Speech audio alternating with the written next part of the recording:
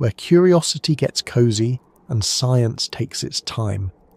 Whether you're winding down for the night or just letting your mind wander a little before sleep, I'm glad you're here. Tonight, let's follow a question. Not one with easy answers or neat edges, but one that invites us to think differently about the ground beneath us. What if Earth was designed? Now, I don't mean designed as in picked off a shelf or assembled like a flat-pack bookshelf, although the idea of tiny cosmic tools is admittedly fun to imagine. I mean the broader idea.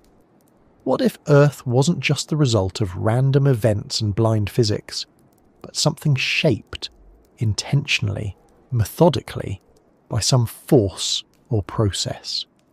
Whether you picture that as an intelligent creator, a complex simulation, a vast natural algorithm, or something else entirely is up to you. The point is, we're going to explore this not as a debate, but as an exploration. No loud opinions here, just quiet questions. And we won't be rushing to answers. That's not the pace we keep around here. Instead, we'll take a slow walk through the landscape of the idea, noticing the small details and the big patterns. And maybe along the way we'll discover that even asking the question opens new ways of seeing the world, ways that are just as important as the answer, if not more. To begin, let's start small.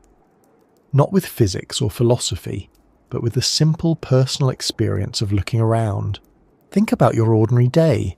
You wake up to light pouring through your window, not too hot, not too cold. You breathe in air that your body is perfectly built to use. You get thirsty, and water, clear, tasteless, essential, is there, waiting. Maybe you go outside. Plants, animals, sky, temperature, gravity. Everything seems to line up in just the right way to make life not only possible but comfortable. It's easy to take that for granted. Most of us do. But under that comfort is something worth pausing over. Is it all coincidence? Could it be? Or is it arranged, like pieces in a puzzle that just happen to fit a little too well?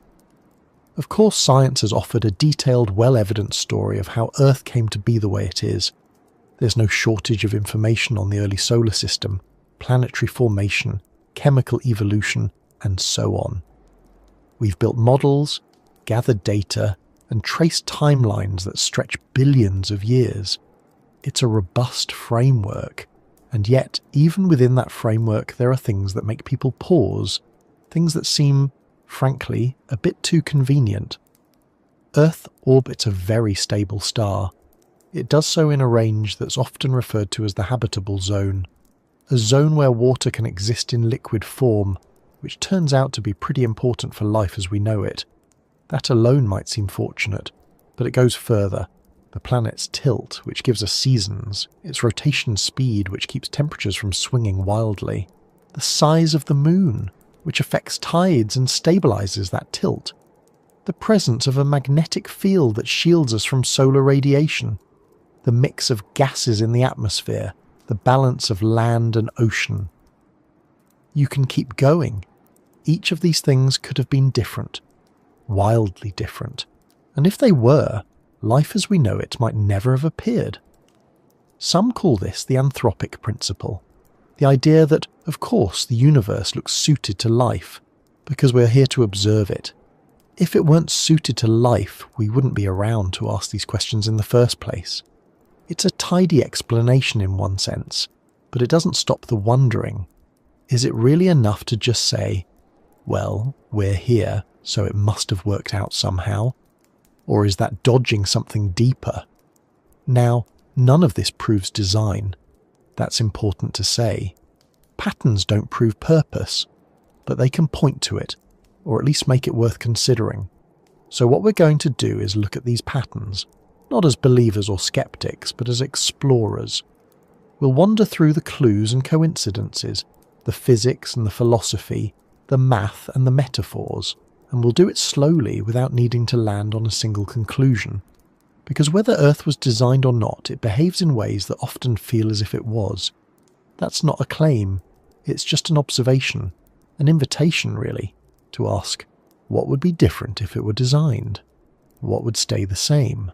To explore this, we'll need to go wide and deep. We'll talk about planetary physics, of course, and biology and chemistry. But we'll also talk about perception and narrative and why humans are so drawn to the idea of a world made with intention. Some of that might come from religion, sure, but not all of it. The urge to look at the sky and feel that it means something is older than any book or temple. It might be something built into us. Take, for example, the way we interact with symmetry. We're drawn to it. Faces, flowers, shells, galaxies. When we see symmetry, our brains light up. It feels right. That preference isn't proof of anything, but it's a starting point. Why should a universe formed by randomness keep giving us order? Why does our sense of beauty so often align with what turns out to be efficient, functional, and mathematically elegant? This is where things get interesting, because even if you start from a purely scientific worldview, you still end up swimming in questions that sound philosophical. The more we learn about biology, for instance, the more we realize how incredibly fine-tuned many systems are. From the way proteins fold, to how DNA stores information, to the way cells communicate, it's all precise, interdependent, and in many cases, inexplicably efficient. Not perfect, certainly. Evolution is messy, and the body is full of quirks and leftovers. But it works astonishingly well, and it works in ways that sometimes resemble what we might call design. Now, design is a loaded word. It tends to bring up images of a conscious being sketching blueprints or tweaking molecules. But it doesn't have to mean that. It can also mean structure, intention, pattern that arises not randomly but with direction, even if we don't know the source of that direction. The idea that Earth is designed doesn't require a specific designer. It might mean something more abstract, like a universe governed by deep logic that just happens to yield life-supporting outcomes. Or it could mean something else entirely. There's also the possibility that Earth wasn't built from scratch, but selected. Out of many possible worlds, this one happened to support life. And so, here we are. But that raises another question. How many possible Earths are there? Are we just the lucky one in a trillion? Or is the universe teeming with other worlds like this, each with its own version of stability and strange beauty? We don't know yet. But as we start to discover exoplanets, and we've found thousands, we're beginning to see just how rare or common Earth-like conditions might be. So far, nothing quite matches what we have. We've found planets that are too hot, too cold, too big, too dense, too exposed to radiation, or too young. Planets without atmospheres, planets with too much gas, planets that orbit stars that flare violently.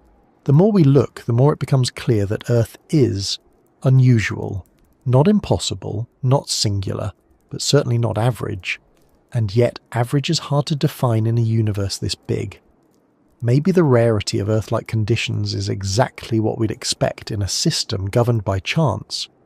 Or maybe it suggests something else. Either way, it invites us to keep asking. Another interesting point to consider is time. Not just space, not just location in the galaxy, but timing. Life didn't just need the right ingredients, it needed the right sequence. A stable planet, yes, but also billions of years of relatively calm cosmic weather. Not too many asteroid impacts, not too many solar flares, a moon to help stabilize, tectonic activity to recycle carbon, an atmosphere that gradually changed in exactly the ways life required. The timing had to line up. That's not impossible. But it's another piece in a growing puzzle. People have tried to explain this in many ways. Some see it as divine, others as luck, others as inevitable given enough time and space. But the idea that Earth might have been intentionally arranged, either directly or through some deep structure of natural laws, remains compelling, not because it's provable, but because it continues to align with our lived experience. We are creatures who build things, who plan, who imagine outcomes before they happen.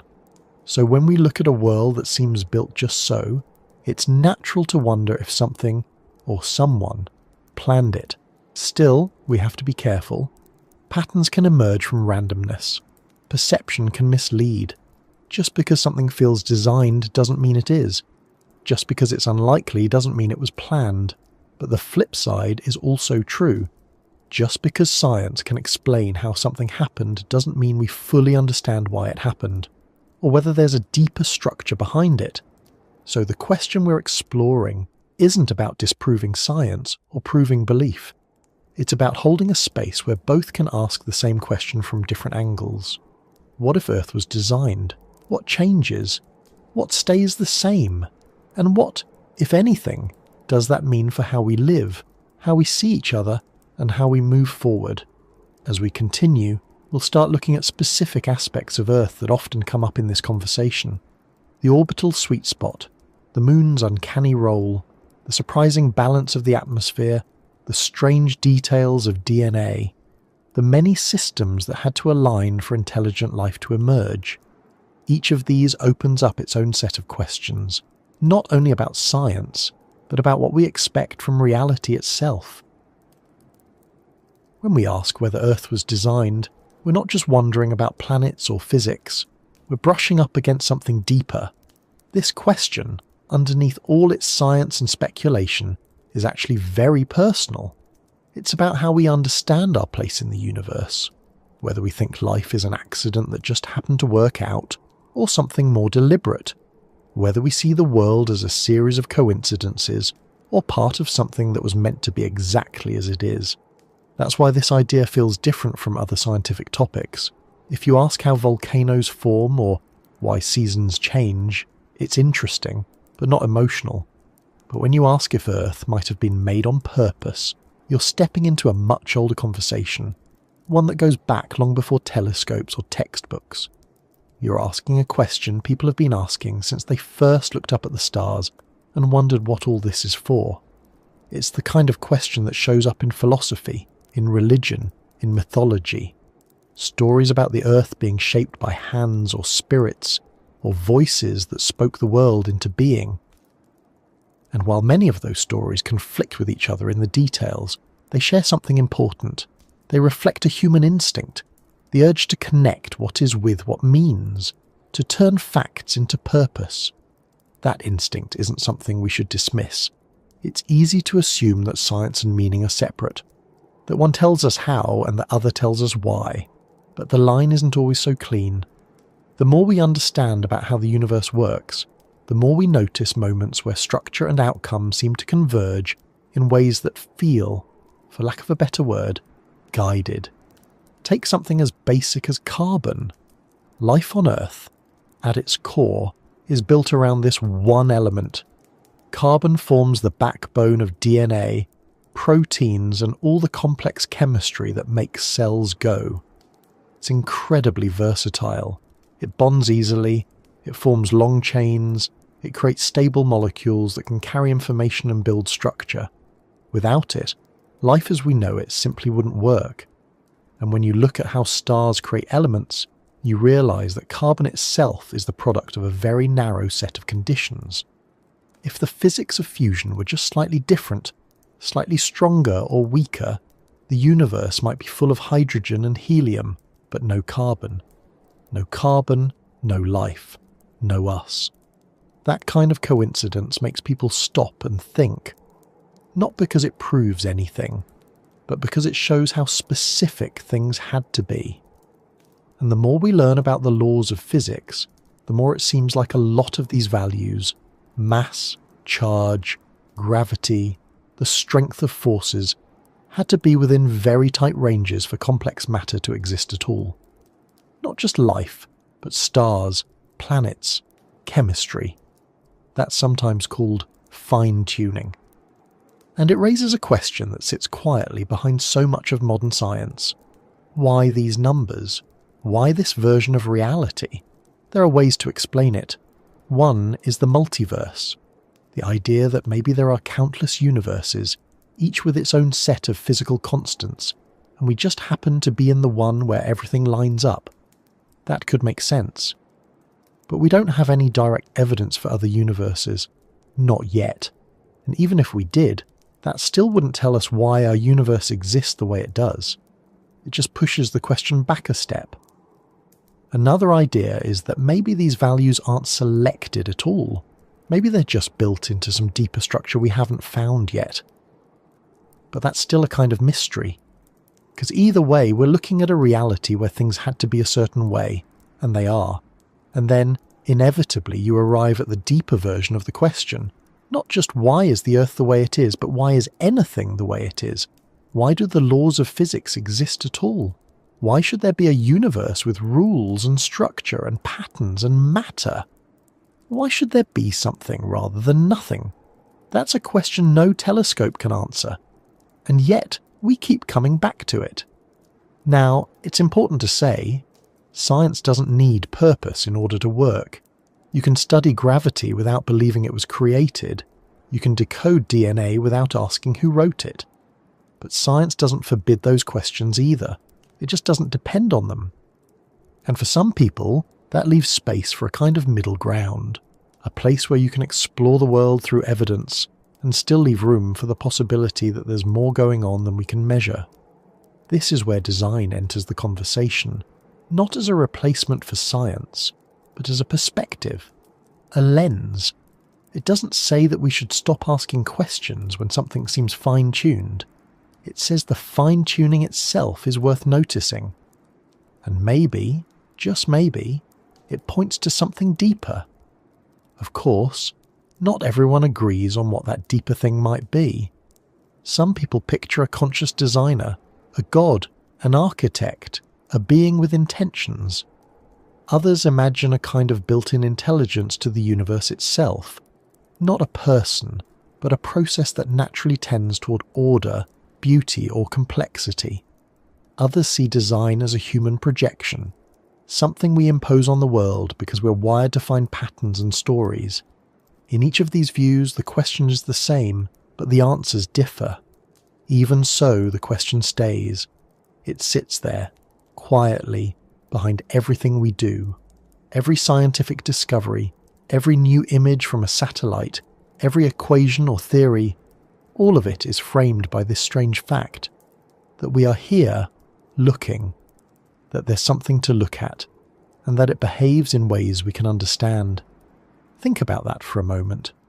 Not just that the world exists, but that it's intelligible, that we can measure it, predict it, explain it, that our brains, which evolved from ancient nervous systems designed to find food and avoid danger, can now model galaxies, build computers, and ask whether the universe has a purpose. Why should the mind of a species on a small rock in a remote corner of a galaxy be able to grasp the rules that govern space and time? Again, that doesn't prove anything, but it's odd. It makes you wonder whether our ability to understand the universe is itself part of some larger pattern. Whether the universe is not only structured, but structured in a way that invites understanding. That's not a claim, just a thought. In the end, these questions don't have to be threatening. They don't take anything away from science. If anything, they show how science can lead us right up to the edge of mystery, and then keep going. You don't need to answer every question in order for it to matter. Sometimes just holding the question is enough. And this one, this idea that maybe the world was built, arranged, or shaped in some way, is one of the oldest questions we have. But it's also one of the most modern. Because now we have the tools to look more closely than ever, to explore the building blocks of matter, the forces of nature, the dynamics of life. And as we do, the question only deepens, not because we're running out of explanations, but because the explanations themselves are so detailed, so precise, and so delicately balanced that they make you pause. They make you think, is this all just what happened to work, or is it what was meant to happen? We can't answer that fully, not yet, maybe not ever. But we can keep asking. We can keep following the structure, the order, the logic, not to prove anything, but to understand, and maybe in the process get a little closer to what lies at the heart of it all. When we start looking closely at Earth itself, not just its place in the cosmos, but its surface, its systems, the everyday materials beneath our feet, we start to notice certain patterns. Some are geological, some are chemical, some are mathematical, and some are structural. And the more we zoom in, the more those patterns can start to feel oddly intentional. It starts with the basics. The planet's crust, for instance, is divided into plates. These plates float on a hotter, softer mantle layer, shifting over time. This movement creates mountains, earthquakes, volcanoes, and even oceans. Without plate tectonics, the Earth's surface would likely be flat and static. Erosion would wear it down. Nutrients wouldn't cycle. Life, as we know it, might never have flourished. The movement of the plates also plays a role in regulating carbon. When volcanoes erupt, they release CO2. When mountains weather, they draw CO2 back down. That balance affects the climate, which in turn shapes the entire biosphere. Now that's a process science has mapped out in great detail. But when you look at it from a wider angle, it's hard not to wonder how many ways that system could have failed. The planet didn't just need a solid crust.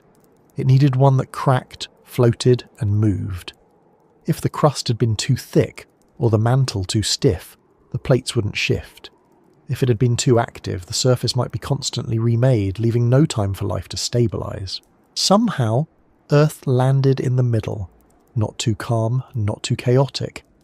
The more we look at how things are arranged, the more this middle ground idea comes up. Soil, for example, is a mixture of minerals, organic matter, water, and air. But the ratio has to be just right. Too much sand, and water drains too quickly. Too much clay, and roots can't breathe. The best soils, the ones that grow forests, crops, and ecosystems, strike a careful balance. That balance can vary by region, but it's always within a narrow band of properties. Plants evolve to match those conditions, or maybe the other way around.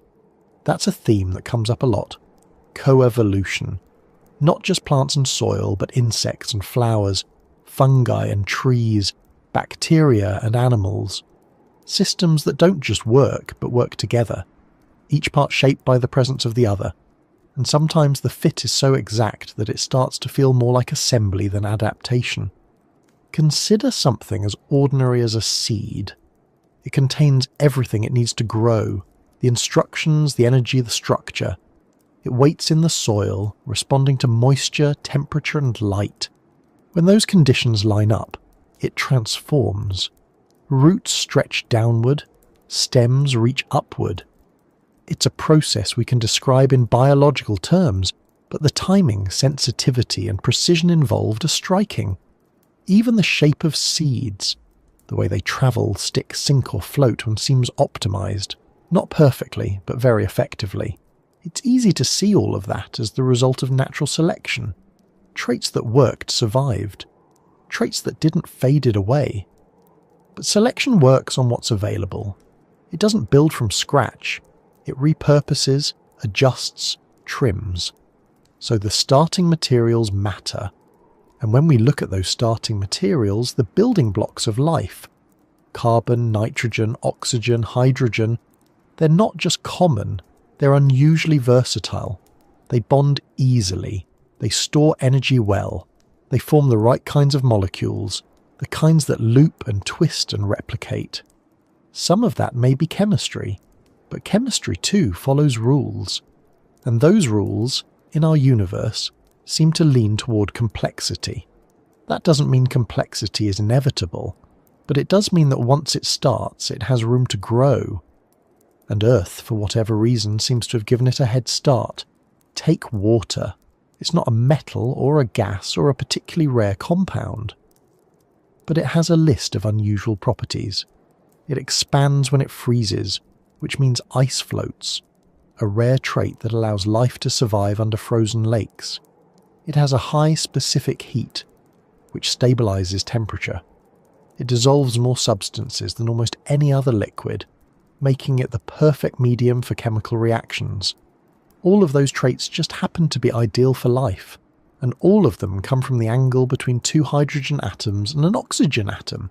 If that angle was slightly different, water would behave completely differently, and so would everything that depends on it. Then there's the idea of fractals, patterns that repeat at different scales. You see them in river networks, mountain ranges, coastlines, tree branches, blood vessels. These aren't just pretty shapes, they're efficient. They move resources across large areas with minimal material. Trees send nutrients from roots to leaves using fractal branching. Our lungs do the same with air. These forms aren't random. They follow specific mathematical rules. Rules that keep showing up independently in different systems. Some call that convergence. Others see something more deliberate. Another example is the Fibonacci sequence. The spiral pattern found in shells, pine cones, sunflowers, galaxies. It's not universal, but it's common. And it often shows up where growth is involved. That's because it allows for efficient packing and expansion. Again, there's a mathematical reason behind it. But the fact that math shows up in biology at all is worth thinking about.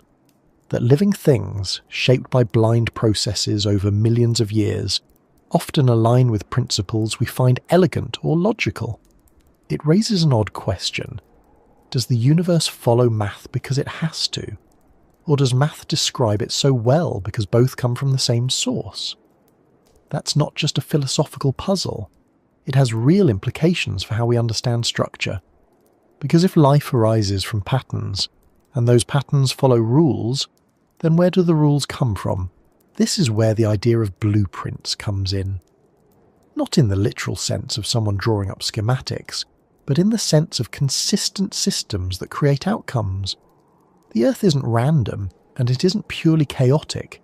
There's order here, a kind of layered functionality. From soil chemistry to planetary motion, things behave in regular, testable, repeatable ways. That's what science depends on. But it's also what makes people wonder whether that regularity points to something behind it. Patterns can come from chaos. That's true. We've seen it in simulations and models. But those patterns often require very specific initial conditions. Tweak them slightly, and the outcome changes completely. Which makes you wonder, what were the initial conditions here? Why these laws? Why this structure? Why a world where minerals form crystals, plants respond to light, and animals can evolve eyes? That's not to say anything supernatural is going on. But the more we examine the structure of Earth, the blueprints in its soil, its systems, its cycles, the more the question keeps coming back. Could this have been arranged? Not by magic or miracle, but by a process we don't yet understand. One that includes design, not as a product of choice, but as a principle. A natural tendency towards systems that support life. We don't have to decide that now. We're not here to answer, only to notice. And what we're noticing is that Earth is not a random mix of stuff. It's a deeply interconnected system, full of rules, balances and alignments that seem to lean towards stability, growth and resilience. That doesn't mean it's perfect, far from it, but it works, and it works in ways that feel oddly tuned. When people talk about why life exists on Earth and not on Mars or Venus, they often mention something called the Goldilocks zone. It's a nickname for the area around a star where temperatures are just right, not too hot, not too cold, for liquid water to exist. And since water seems to be necessary for all known forms of life, the assumption is that any planet sitting comfortably in this zone has at least a fighting chance. Earth sits right in the middle of that range, close enough to the sun to avoid freezing, far enough to avoid boiling. The sun itself is stable and long-lived, giving the planet billions of years to develop complex ecosystems. It's easy to hear that and feel a kind of satisfaction, like the universe played a very specific game of darts and landed right on the bullseye. But as usual, the closer you look, the more complex it gets. The habitable zone isn't fixed. It depends on the size and brightness of the star. A smaller, dimmer star has a tighter, closer in Goldilocks zone. A larger, hotter star pushes the zone farther out. That might sound like a wash, but each case brings its own complications. Smaller stars tend to flare, sending out blasts of radiation that can strip away a planet's atmosphere. Bigger stars burn through their fuel faster, meaning less time for life to evolve. Earth's sun, it turns out, is just about average, stable, bright, and long-lived. It may not be the only kind of star that can support life, but it's one of the better ones. Then there's the orbit. Earth doesn't just sit at the right distance, it stays there. Its path around the sun is nearly circular. That means the amount of solar energy it receives doesn't vary wildly throughout the year. Some variation is useful, that's what gives us seasons. But too much would make the climate swing between extremes. A slightly more elliptical orbit could have made the planet uninhabitable in large regions. And yet, here we are, with a wobble that's not too sharp and a tilt that's just enough to stir things up without throwing everything off.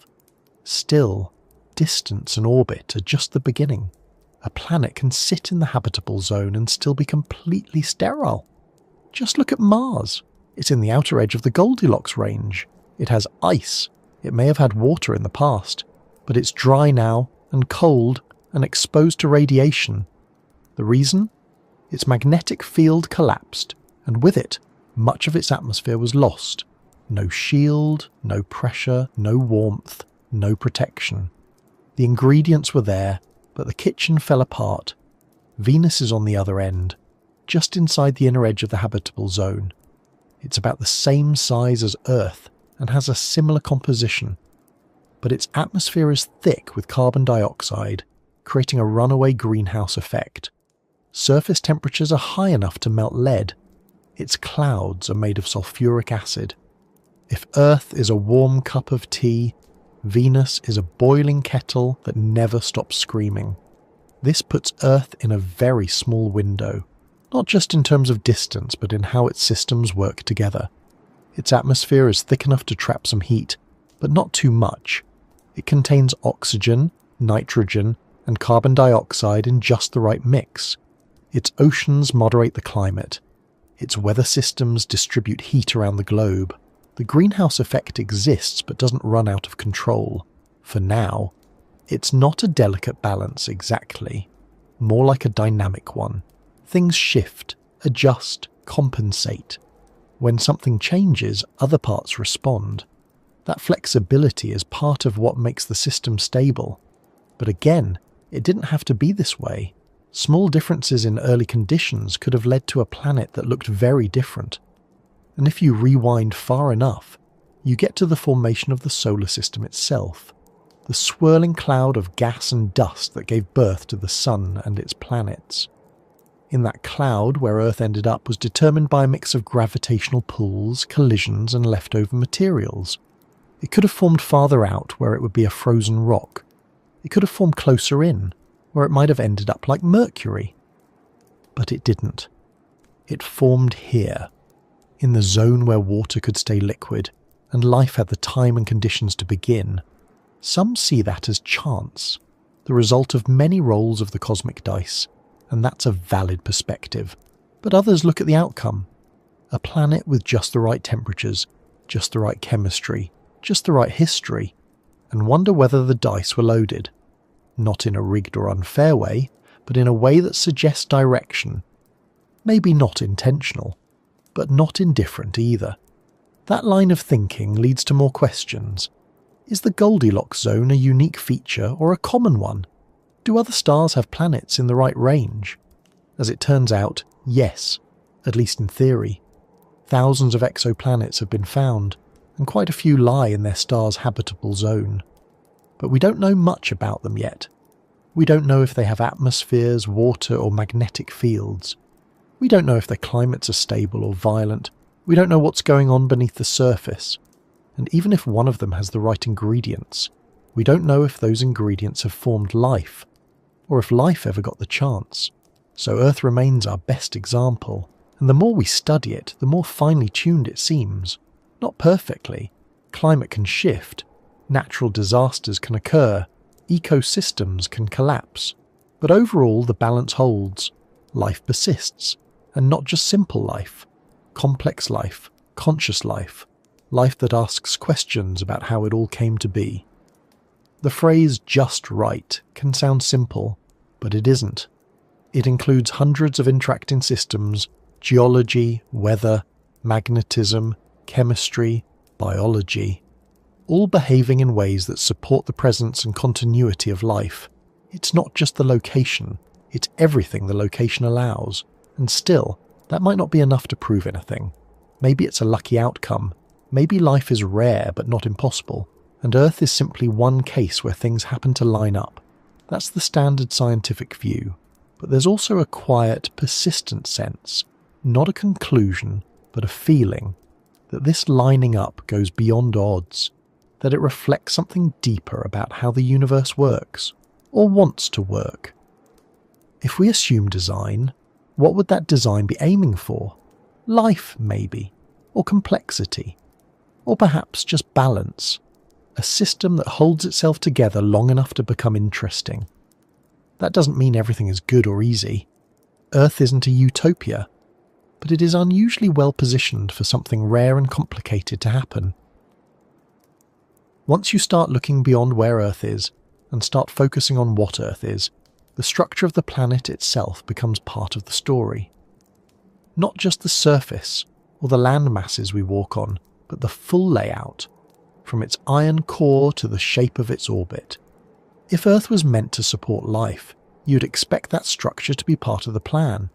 And even if it wasn't designed in any purposeful way, the arrangement of its parts still raises some interesting questions.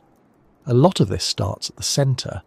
Earth's core is made mostly of iron and nickel, and it's divided into two parts, a solid inner core and a liquid outer core. The movement of that outer core is responsible for creating Earth's magnetic field, which shields the surface from solar and cosmic radiation. Without it, the planet would be constantly bombarded by charged particles that could strip away the atmosphere, damage DNA, and make life a lot harder, if not impossible. That magnetic field doesn't just exist. It's generated through a process called the geodynamo. The Earth's rotation causes the liquid metal to swirl, and those movements generate electric currents, which in turn create the magnetic field. For that system to work, a few things have to be in place. You need the right materials. You need a certain amount of internal heat, which comes from radioactive decay and leftover energy from the planet's formation. You need a certain size, because smaller planets cool too quickly. You also need rotation, but not too much. Earth spins once every 24 hours, which is fast enough to keep the core moving and stable enough not to cause chaos at the surface. It's easy to take that for granted, but change any of those pieces. Make the planet a little smaller, a little slower, a little less metallic, and the whole magnetic system could fail. That's what happened with Mars. It likely had a magnetic field early on, but it cooled too fast, the core stopped churning, and the shield disappeared. What followed was the slow loss of its atmosphere and surface water. Above the core is the mantle, which moves slowly over time, driving the tectonic plates on the surface. Those plates, as we talked about earlier, are crucial.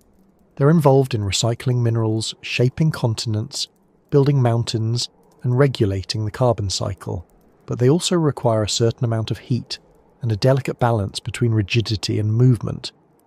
If the mantle were too soft, the crust would break apart constantly. Too stiff, and nothing would move at all. Earth seems to have landed on the right settings.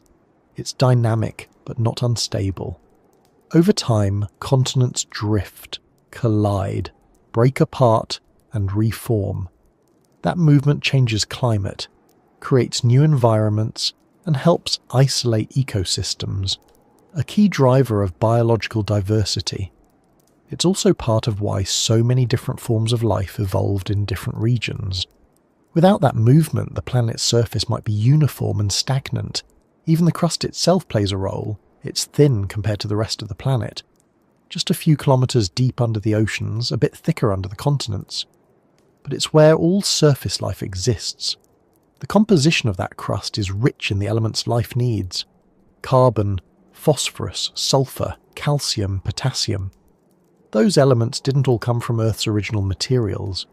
Many arrived during a phase called the Late Heavy Bombardment, when asteroids and comets delivered organic molecules, water, and other building blocks. That event could have gone very differently. Too many impacts, and the surface might never have cooled.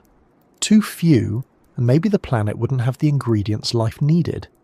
Instead, Earth seems to have received just enough, a mix of rocky and icy objects that added to what was already there. Another moment where things didn't have to line up but somehow did. On the outside of all that is the atmosphere, which acts as both a barrier and a support system. It keeps the planet warm, protects it from smaller space debris, and contains the gases necessary for respiration and photosynthesis. But it didn't start out that way.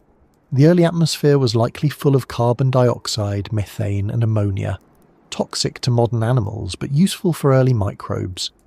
Over time, photosynthetic organisms began producing oxygen, which eventually transformed the atmosphere into what we have today. That change, known as the Great Oxygenation Event, could have gone either way. Oxygen is reactive. It can be harmful in high concentrations, but in the right amounts it allows for complex metabolism, which in turn supports multicellular life. The fact that Earth's systems didn't collapse under the strain of that shift is another example of how feedback loops, both positive and negative, kept things within a certain range. The balance between carbon dioxide and oxygen is still being managed by living systems. Forests, oceans, and soil act as carbon sinks. Volcanic activity and respiration add gases back into the mix. The result isn't perfect equilibrium, but a system that self-adjusts, at least over long time periods. In that sense, Earth's surface is less like a machine and more like a living organism. Responsive, flexible, always adapting. And then there's water. Its distribution isn't even, but it's effective. About 70% of the surface is covered in oceans, which help regulate temperature and circulate nutrients. Fresh water exists in rivers, lakes, ice, and underground aquifers. That mix supports both marine and terrestrial life, and it relies on a planetary system of rainfall, evaporation, and flow that's tied to both geography and solar energy. Even the tilt of the planet, about 23.5 degrees, shapes how sunlight hits different regions, creating seasonal cycles. That tilt is stabilised by the moon, which we'll look at in more detail next. Without it, the tilt might wobble chaotically, causing wild shifts in climate over short periods. Instead, we get a reliable rhythm that life has adapted to. Migrations, hibernations, flowering times, all timed to the angle of sunlight and the arc of the year. Pull all these pieces together, and what you get isn't a simple object in space, but a complex layered system. One that generates its own magnetic field, regulates its own temperature, cycles its own resources, and hosts its own life. A planet that builds the conditions it needs and maintains them through feedback and flow. None of that proves anything beyond what we observe, but it opens up a different way of looking. Instead of seeing Earth as just a lucky combination of traits, you might start to see it as something with internal logic. Not logic imposed from outside necessarily, but logic that leads to life-supporting outcomes. Whether that logic was built in, or emerged over time, or exists as part of some wider framework, that's the question we're still circling. For something that hangs in the sky every night, the moon is a little strange. It's large compared to the planet it orbits. Its gravitational effect is strong enough to influence the oceans, and its role in Earth's stability is more than just a side effect. It might actually be one of the most important factors in why life has persisted here as long as it has.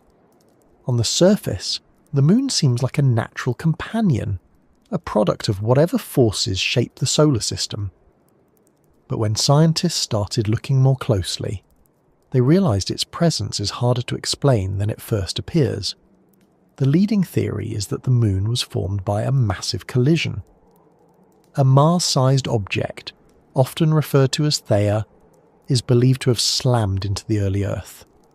The impact would have thrown huge amounts of material into orbit, which then gathered into what became the moon.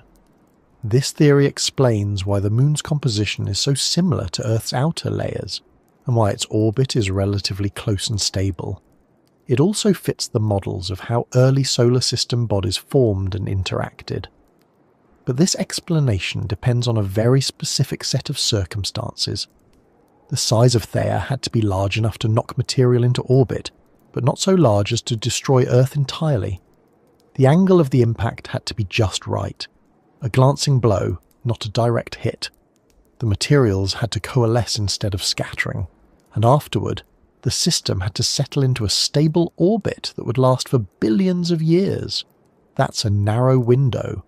A little more speed, a slightly different trajectory, and the Earth might have ended up without a moon at all, or with a chaotic ring of debris, or with an unstable secondary body that eventually crashed back down. But that's not what happened. What we got instead was a single, large moon, one that rotates in sync with its orbit, always showing the same face to Earth, and orbiting at just the right distance to have meaningful effects without destabilizing the system. Those effects turn out to matter a lot.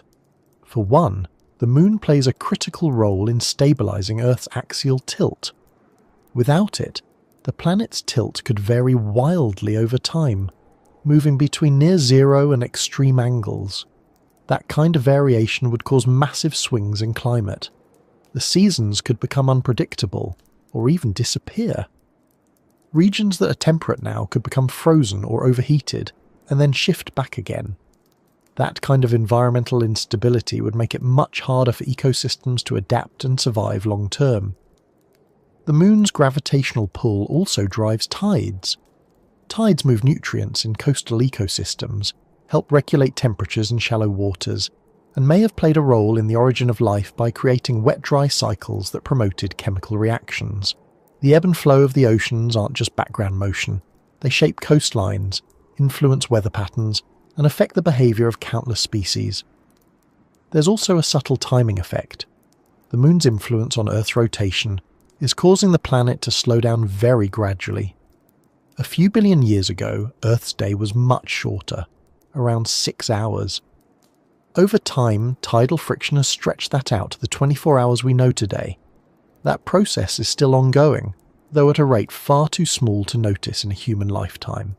Still, the long-term result has been a slowing of the spin, which has probably contributed to the planet's climate stability. And then there's light. Not in a mystical sense, but a biological one.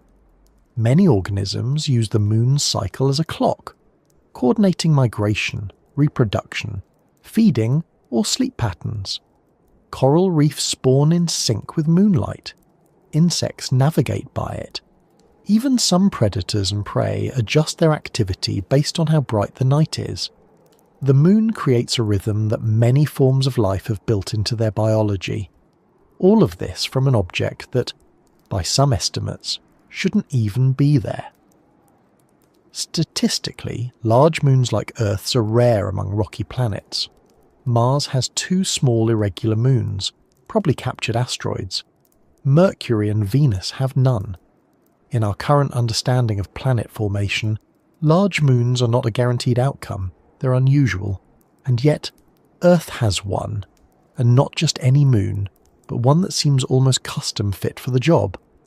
That's what keeps bringing this question up, not because anyone thinks the moon was placed there with tools or blueprints, but because the outcome, a stable, life-supporting planet with a stabilizing satellite, is unusual enough to notice.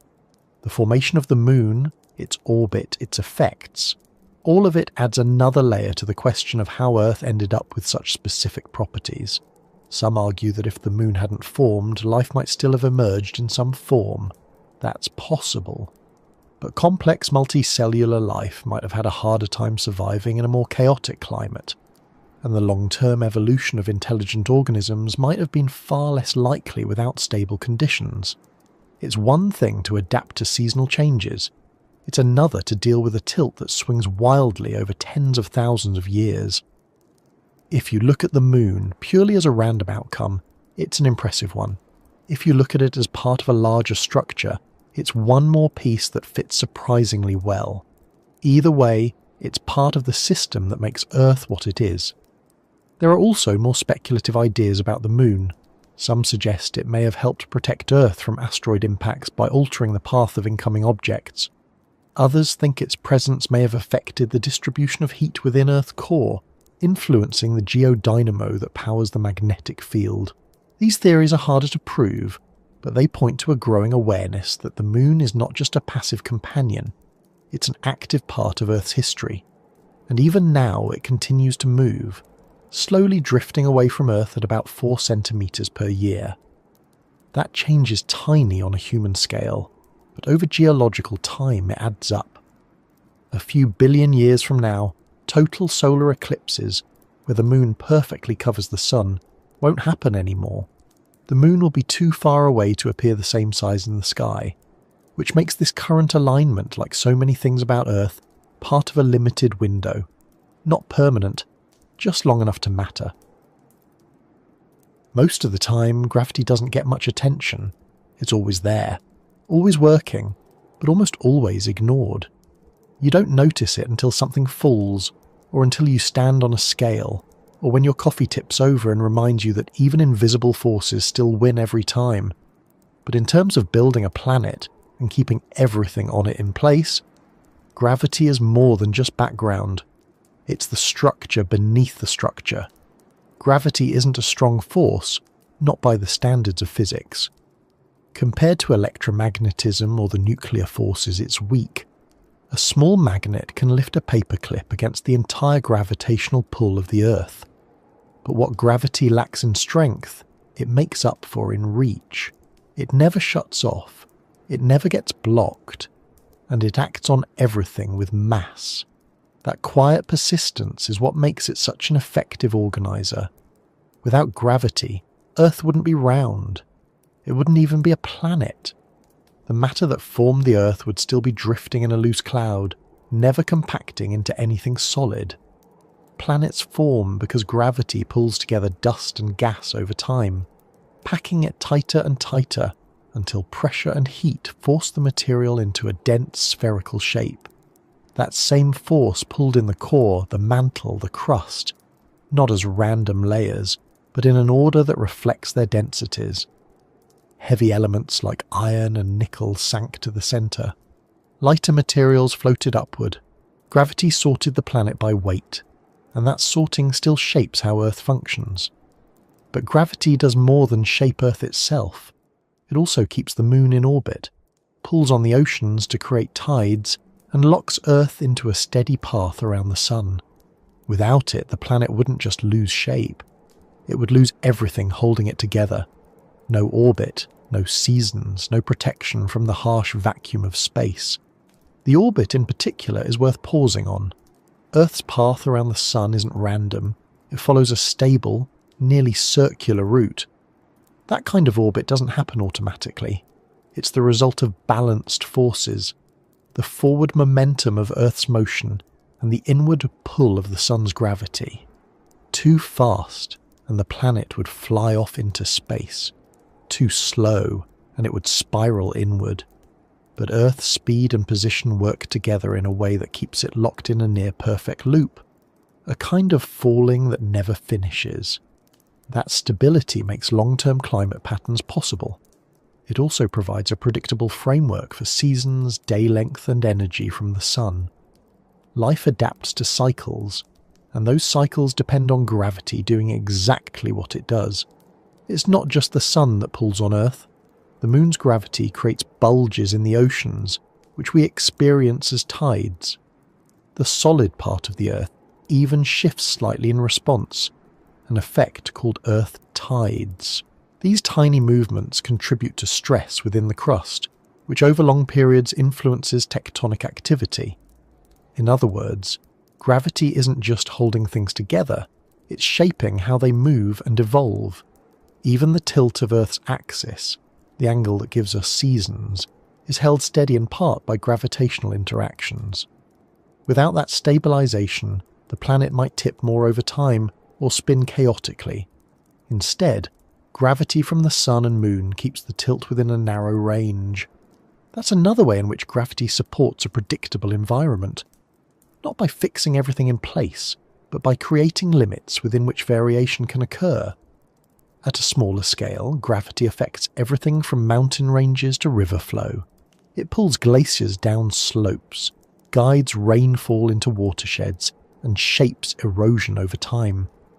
The landscapes we see, valleys, cliffs, plains, are the result of material slowly moving under the influence of gravity. Even the way trees grow is shaped by gravity. Roots grow downward, stems push upward, guided by tiny cellular mechanisms that sense gravitational pull. All of these effects are easy to overlook because they happen slowly. Gravity doesn't make a sound, it doesn't flicker or glow, but its influence is continuous and it connects every part of Earth's systems, from the rotation of the core to the position of clouds in the sky. Then there's the human side of things. Our own biology is tuned to Earth's gravity. The strength of our bones, the way blood circulates, even how we balance when we stand. All of it depends on a specific gravitational pull. In low gravity, muscles weaken, fluids shift, eyesight can change. That's why astronauts experience a range of effects in space. Their bodies are adapted to a specific force, 9.8 meters per second squared, and without it, everything has to adjust. If Earth had slightly more mass, gravity would be stronger. Bodies might need to be shorter or more robust. If gravity were weaker, the atmosphere might be thinner. It might even drift away over time. So the planet's size and mass aren't just abstract numbers. They're part of the conditions that make surface life possible. The atmosphere stays in place. Water flows the way it does. Humans and animals grow to certain sizes. Even birds and insects fly with wings that evolved under these exact conditions. And beyond Earth, gravity still acts as the main architect. It holds together galaxies, shapes the motion of stars, and bends light from distant objects. Something we've measured and used to detect things we can't even see directly. That bending of light, called gravitational lensing, is one of the ways we know dark matter exists. We can't see it, but we see its effects, just like we don't see gravity, but we feel its presence in everything that holds still or moves with direction. In a universe where so much seems chaotic or random, gravity is one of the few things that brings order, not in a perfect mechanical way, but in a quiet, persistent one. It doesn't explain everything, but it provides the conditions under which other things can happen, and without it, none of this would be here. Of all the substances that exist in the universe, water might seem like one of the simplest. 2 hydrogen atoms, 1 oxygen atom, that's all it takes. And yet, it behaves in ways that make it far more than just a chemical compound. On Earth, water is everywhere. It fills oceans, shapes weather, carves landscapes, and flows through every living cell. It's essential to life as we know it. But when you start looking at how it behaves, and how rare that behaviour is, it becomes harder to think of water as just a lucky coincidence. Water has a number of properties that make it unusual. One of the most important is its ability to exist in all 3 states, solid, liquid, and gas, within the range of temperatures found naturally on Earth. That's not common. Most substances tend to favour one state or require extreme conditions to change, but water can freeze, melt, and evaporate within a narrow range that aligns neatly with the planet's climate. That alone might not seem remarkable until you consider what those phase changes actually do. When water evaporates, it absorbs heat, helping to cool surfaces. When it condenses into clouds, it releases that heat, warming the atmosphere. This process plays a major role in distributing energy around the globe. It drives weather systems, helps regulate temperature, and keeps the climate from drifting too far in any one direction. Another key property is water's high specific heat. That means it can absorb a lot of energy before its temperature starts to change. This makes oceans and lakes into thermal buffers. They absorb heat in the summer and release it in the winter, smoothing out temperature swings that would otherwise be much more extreme. Without that buffering, the difference between night and day, or summer and winter, would be far more severe. But perhaps the most famous quirk of water is that it expands when it freezes. Most substances become denser as they get colder. Water does too, up until about 4 degrees Celsius. Then, as it approaches freezing, it begins to expand. The result is that ice floats. That single trait has enormous consequences. It means lakes and oceans freeze from the top down, creating an insulating layer that protects the water beneath. Life continues under the ice. Ecosystems survive the winter. And when the ice melts, it doesn't sink and disrupt everything below. Then there's the way water behaves as a solvent. It's sometimes called the universal solvent because it can dissolve more substances than any other liquid. That allows it to carry minerals, nutrients and gases through soil, rivers and living systems. Inside the body, water moves substances in and out of cells, transports hormones, regulates temperature, and helps maintain structure. Its polarity, the fact that it has a slightly positive side and a slightly negative side, allows it to form hydrogen bonds, which in turn affect how proteins fold, how DNA holds its shape, and how enzymes function. These traits aren't random. They come from the angle of the H2O molecule, the way electrons are distributed, and the nature of the bonds involved. Change those details even slightly, and water behaves differently, maybe less flexible, maybe less supportive of life. But here on Earth, water does exactly what it needs to do. What makes this more interesting is that water is actually pretty common in the universe.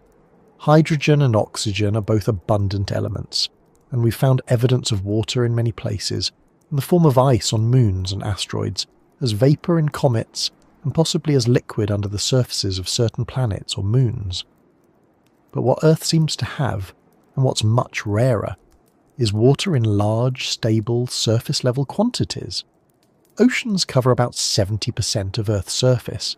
That's a huge amount, and they've been there for billions of years.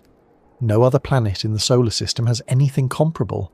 Mars has ice and may have had liquid water in the past, but it's long gone from the surface.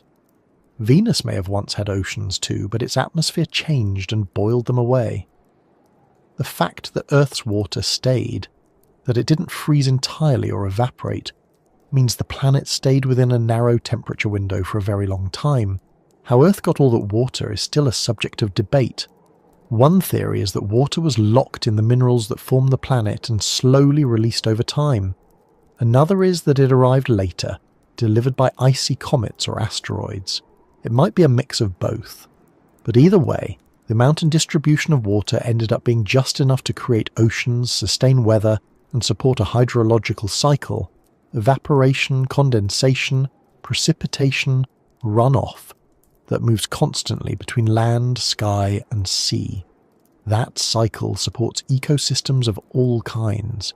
It nourishes forests, fills rivers, shapes coastlines, and wears down mountains. It erodes rock into soil and carries nutrients from one place to another.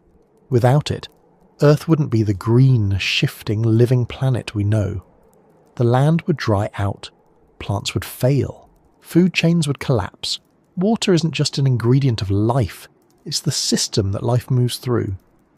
Even its interaction with light plays a role.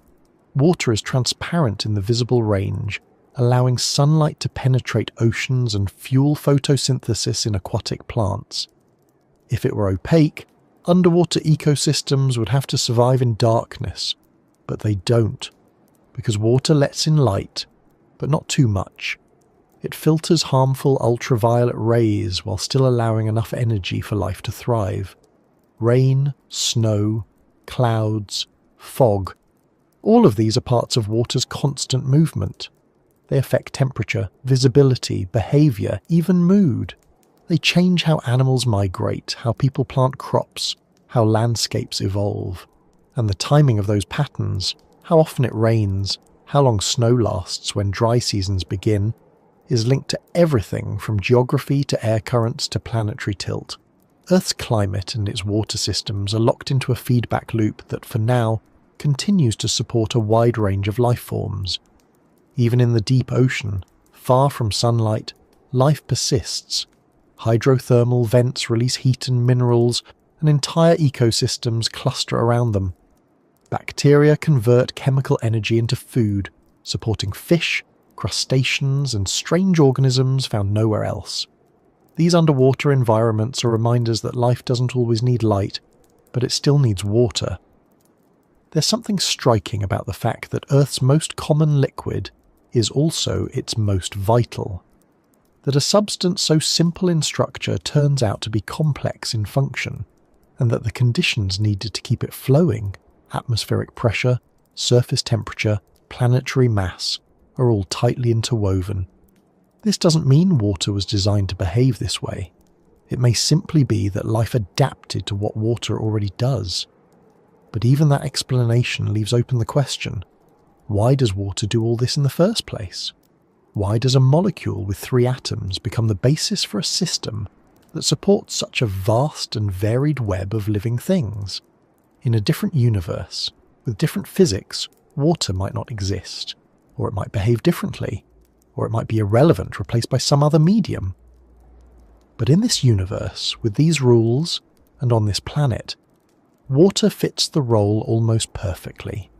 It flows, carries, dissolves, freezes, and transforms, quietly running the background processes that life depends on every moment. When you start looking closely at the shapes that life takes, the way trees branch, shells curl, petals align, or crystals form, you start to see patterns, not just resemblance, but repetition. Certain structures show up again and again across different scales and environments.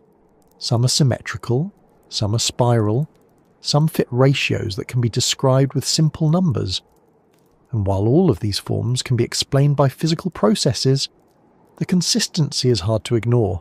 Symmetry is probably the easiest one to spot. It shows up in faces, bodies, leaves, insects, snowflakes. When both sides of something mirror each other, whether vertically, horizontally, or rotationally, we call it symmetrical. That kind of balance can be structural, helping an organism move more efficiently or distribute weight evenly. But symmetry also seems to appeal to perception. Human brains are wired to recognize it quickly. We tend to find symmetrical faces more attractive. We use symmetry in design, architecture, and symbols. It registers as orderly, familiar, complete. In nature, symmetry often serves a purpose. A butterfly's wings match because they form together. A starfish has radial symmetry that helps it move and respond to its environment. Leaves grow in matched pairs to capture light evenly. Even many viruses are built with symmetrical protein shells, not because they need to be beautiful, but because symmetry is efficient. It allows for repeated use of the same genetic instructions. From a material standpoint, it's a shortcut. Make one piece, then copy it over and over. But not everything is mirrored. Some of the most interesting structures in nature are spiral. You see spirals in snail shells, hurricanes, whirlpools, and galaxies. You see them in pine cones and sunflower heads, in fingerprints and animal horns. Spirals often appear where growth is involved. They allow structures to expand outward while staying compact. As the organism adds material, a new scale, a new layer, a new petal, the spiral makes room without disrupting the whole. Many of these spirals follow a mathematical pattern called the Fibonacci sequence. It's a series of numbers where each new number is the sum of the two before it. 0, 1, 1, 2, 3, 5, 8, 13, and so on. This sequence shows up in how petals are arranged, how tree branches split, how seeds are packed. The ratio between Fibonacci numbers approaches what's known as the golden ratio, a proportion that seems to recur in both nature and art. It's not universal, but it's common enough that it invites attention. These patterns don't require any intelligence to appear. They can emerge naturally through processes of growth and competition. For example, if a plant is growing new leaves and trying to minimize how much each one blocks the sunlight for the others, it may evolve a spiral arrangement. That arrangement, in turn, aligns with the golden angle, a fraction of a full rotation that distributes elements efficiently. No one designed it to be beautiful. It just works, and yet it ends up being beautiful anyway. That's where the idea of sacred geometry often comes in. It's a term that's been used in different ways, sometimes spiritual, sometimes symbolic, sometimes just poetic, to describe patterns that seem to carry meaning because of their structure. Circles, triangles, spirals, hexagons. These shapes show up in religious art, in ancient architecture, in mandalas and monuments. But they also show up in snowflakes, honeycombs, and coral reefs. The overlap between natural geometry and human expression isn't accidental. It's possible that we copy what we see. We repeat these shapes in our buildings and symbols because they're already familiar from the natural world. Or maybe we're wired to notice them, to feel that certain forms are more complete, more meaningful, more pleasing. Because they follow simple rules we can sense, even if we don't consciously understand them. Hexagons are a good example. Bees build their hives with them because it's the most efficient way to divide a surface into equal areas with minimal material. It creates a strong, stable structure using the least amount of wax. But you also see hexagons in basalt rock formations, like the Giant's Causeway, or in bubbles that settle into foam.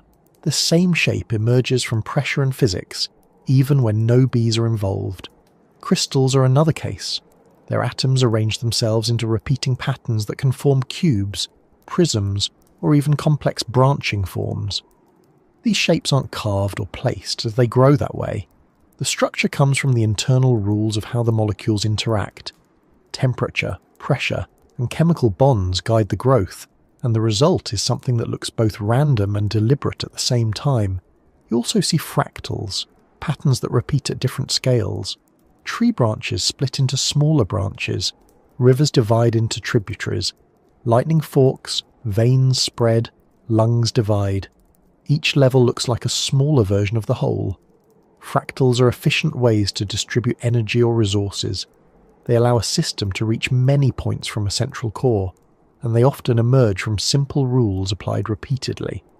That's what makes so many of these patterns compelling. They don't require complexity to appear. They arise from feedback loops, constraints, and repeated processes. They're built into how materials behave under certain conditions. But even if they're not the result of intention, they look intentional. They create a kind of visual logic, something that seems too consistent to be meaningless. There's also a sense of harmony in how these patterns fit together. The way branches fill space without overlapping, the way spirals pack seeds with no gaps, the way snowflakes grow along symmetrical paths. These aren't chaotic outcomes, they're structured, and when you stack up enough structured outcomes, you start to wonder whether structure itself might be part of the deeper picture. Some scientists have suggested that certain forms, like spheres, spirals, or hexagons, are preferred solutions in physical systems. That is, given enough time and freedom, matter will tend toward these shapes because they're stable or efficient.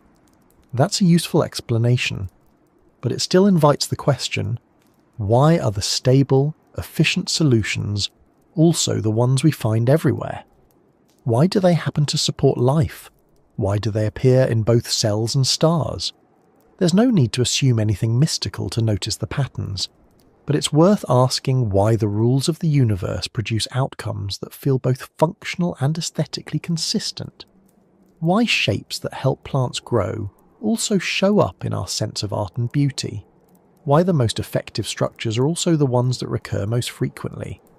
This doesn't suggest a blueprint in the strict sense, no written plan, no design document, but it might suggest a framework, a set of principles that guide what's possible, what's likely, and what's sustainable. Whether that framework comes from physics or mathematics or something more abstract, it's clearly embedded in how matter organizes itself, and it's part of what makes the living world feel so interconnected. Looking at the outer forms of life, it's easy to be impressed by how well everything seems to fit together. But when you go inside, into the cell, the nucleus, the molecules that run everything, that sense of fit doesn't go away. If anything, it becomes sharper. The internal systems of biology are precise, layered, and full of interlocking parts. They don't just function, they coordinate. And the deeper you go, the more it starts to feel like something more than just chemistry. At the core of all this is DNA, deoxyribonucleic acid, the molecule that stores genetic information. Every known living thing uses DNA, or its close cousin RNA, to carry the instructions for how to build and maintain itself. DNA isn't just a substance, it's a code. It's built from 4 types of molecules: adenine, thymine, cytosine, and guanine, arranged in sequences that determine how proteins are made. Those proteins, in turn, run the machinery of life. It's often compared to a language, not just because it uses a limited alphabet, but because it has structure, syntax, meaning. A small change in a DNA sequence can alter a protein's shape and function, sometimes slightly, sometimes drastically. The same gene might be reused in different organisms, performing similar roles with small variations. And the way that information is read, copied, and interpreted is so organized that it feels less like a chemical reaction and more like a process. When you look at how DNA works, it's not just about storing information, it's about managing it. There are sequences that act like start and stop signs, signaling when a gene should be activated. There are regulatory genes that control other genes. There are repair systems that scan for errors during copying and correct them. And all of this happens inside a structure just a few micrometers across, in every cell, in every living thing.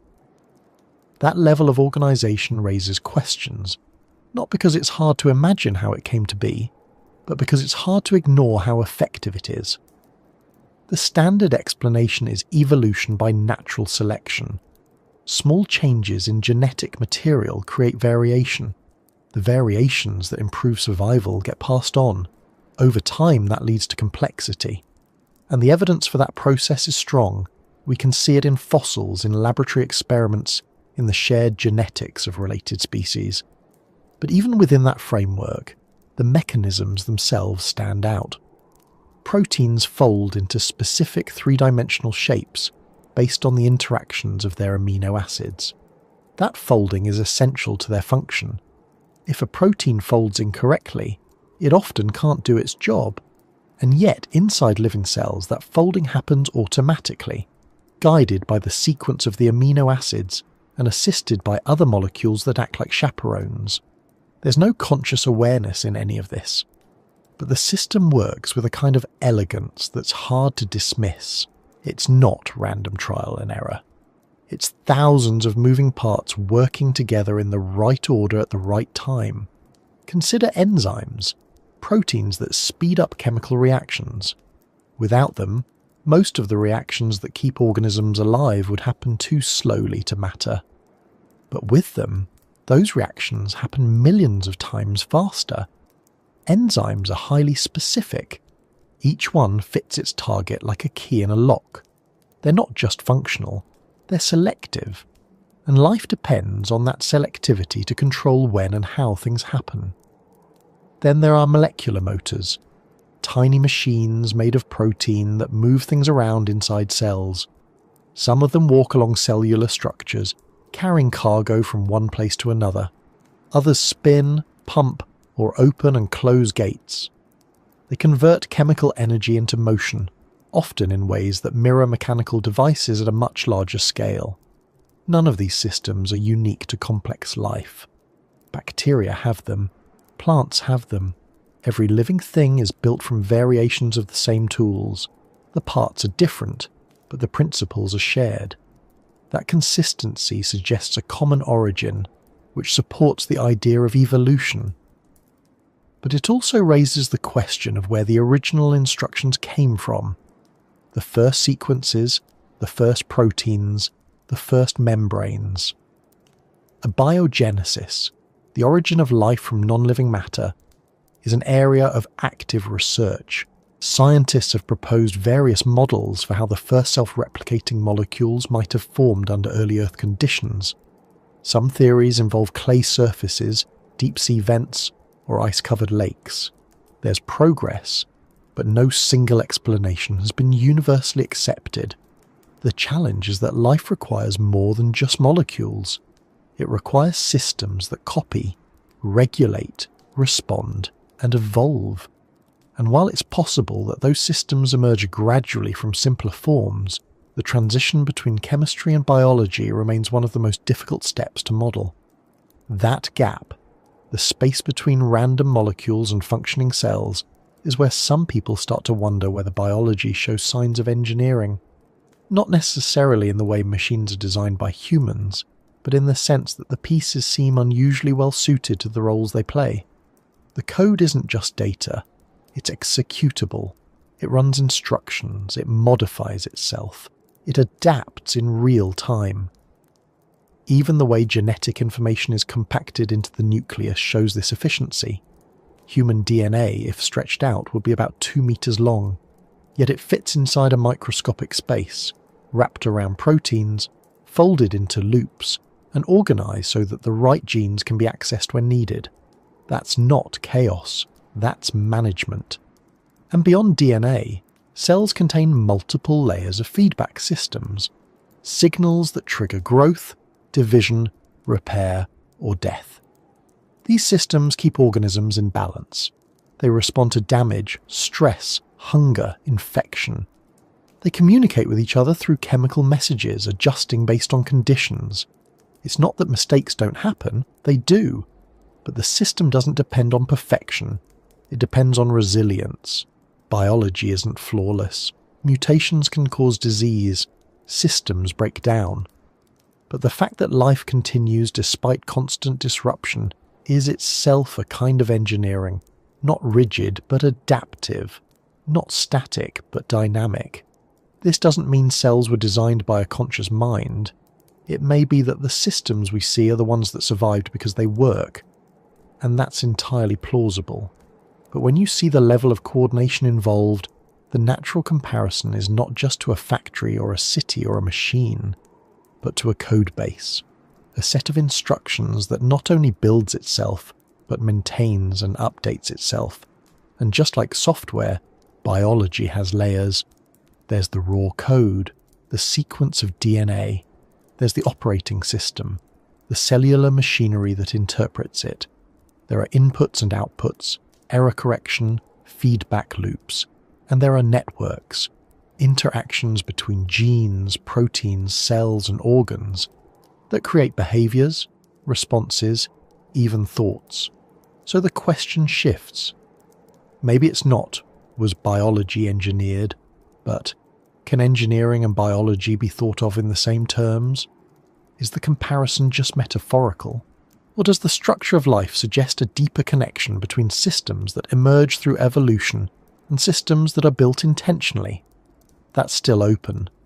But the deeper we look into life's code, the more structured it seems. Not random, not improvised, but layered, regulated, and deeply integrated. Once you understand that DNA acts like a code, it becomes harder not to see it as a kind of language.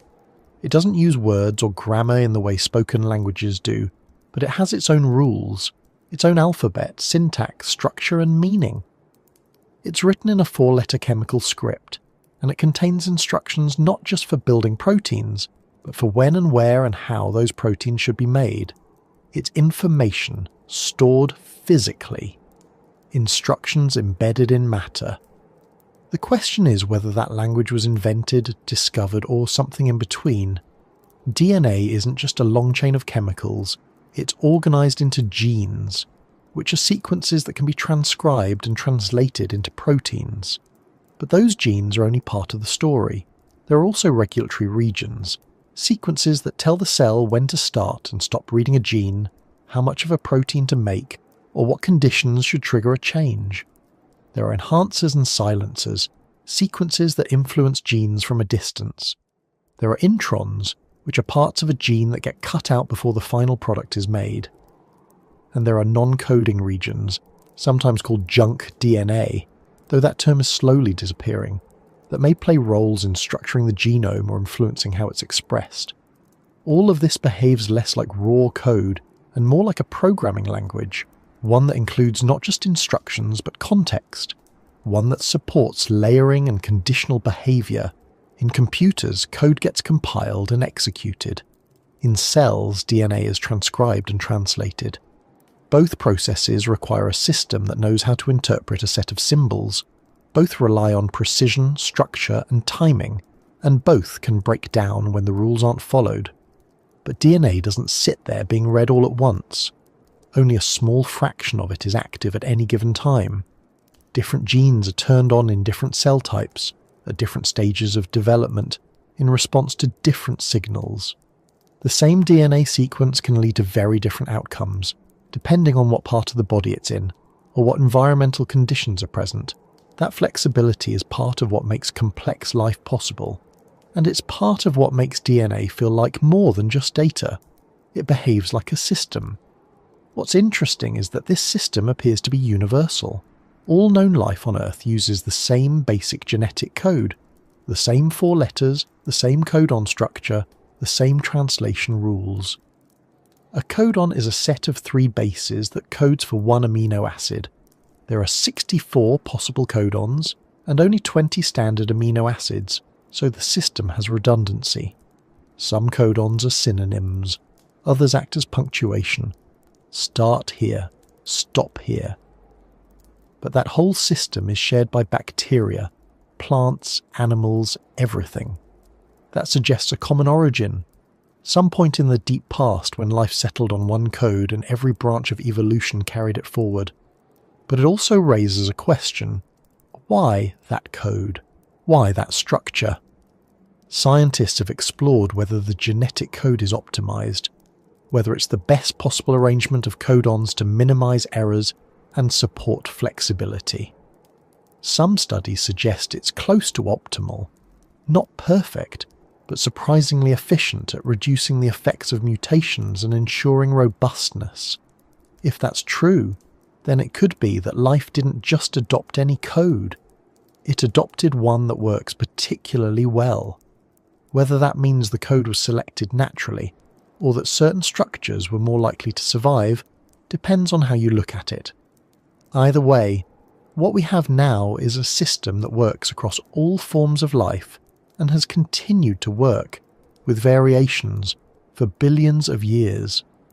There's also the question of interpretation. Humans didn't invent DNA, but we did discover how to read it, how to translate chemical sequences into information. And when we did, we found something astonishing. Not just complexity, but logic. Not just molecules, but instructions. That discovery has led to entire fields of research: genetics, molecular biology, bioinformatics. We now manipulate DNA with tools like CRISPR, redesigning genes with increasing precision. We can synthesize sequences, insert them into cells, and watch them function. In some ways, we've started writing in the language of life. But we didn't create the language itself. It was already there. This is where the idea of design often re-enters the conversation. Not because DNA looks manufactured in the way a computer chip does, but because it behaves with purpose. It handles information in ways that resemble software, logic circuits, or carefully planned instructions. It's not random noise, it's structure with output, and it's embedded in every living thing. There's also the issue of meaning. In human languages, meaning comes from intention. Someone writes or speaks with a goal of conveying something. With DNA, the meaning isn't conscious, it's functional. A sequence has meaning because it causes something to happen. It builds a protein, triggers a reaction, allows a process to unfold. But does that kind of meaning carry the same weight? Is functional meaning enough to call it a language? Or is that just a metaphor we're borrowing from human systems? That's part of what makes this area so ambiguous. The metaphors work because the systems are similar, but the interpretation depends on what you're looking for. You can see DNA as the result of evolutionary trial and error, where sequences that work are kept and refined. Or you can see it as a system so tightly tuned that it suggests forethought, not necessarily a conscious designer, but maybe a deeper structure behind the way life organizes itself. There are even efforts to design entirely new genetic codes, alternative base pairs, synthetic amino acids, new rules of translation. So far, these experiments show that other systems could work in theory, but that only highlights how remarkable the natural one is. It's efficient, it's resilient. And it supports an enormous range of biological outcomes, all built on the same basic script. Whether DNA was discovered or designed may come down to what you mean by those words. It wasn't designed by people, and it wasn't discovered in the way math or physics might be, as something eternal and abstract. It's a structure that seems to emerge naturally from the rules of chemistry and the dynamics of evolution. But the fact that it works so well and in such consistent ways makes it feel like it has properties we usually associate with engineered systems. That doesn't prove anything. But it does shift the conversation from wondering how life began to noticing that life behaves as if it's built on a kind of deep grammar, one we didn't invent, one we're still learning how to read. Living things can't survive without a protective barrier, not just physically but chemically, a membrane that separates inside from outside. At the scale of cells, that's the cell wall. At the scale of the planet, it's the atmosphere. But unlike the walls of a container, Earth's atmosphere isn't static. It changes, moves, responds, and regulates. It's not alive in itself, but it acts as part of the living system. It holds everything in, but it also lets just enough out. The atmosphere is made up mostly of nitrogen, about 78%, followed by oxygen, argon, carbon dioxide, and trace gases. That mix may seem ordinary, but it's anything but. Change the ratio slightly and the system stops working. Too much oxygen and wildfires become uncontrollable. Too little and animals suffocate. Without nitrogen, plants can't grow.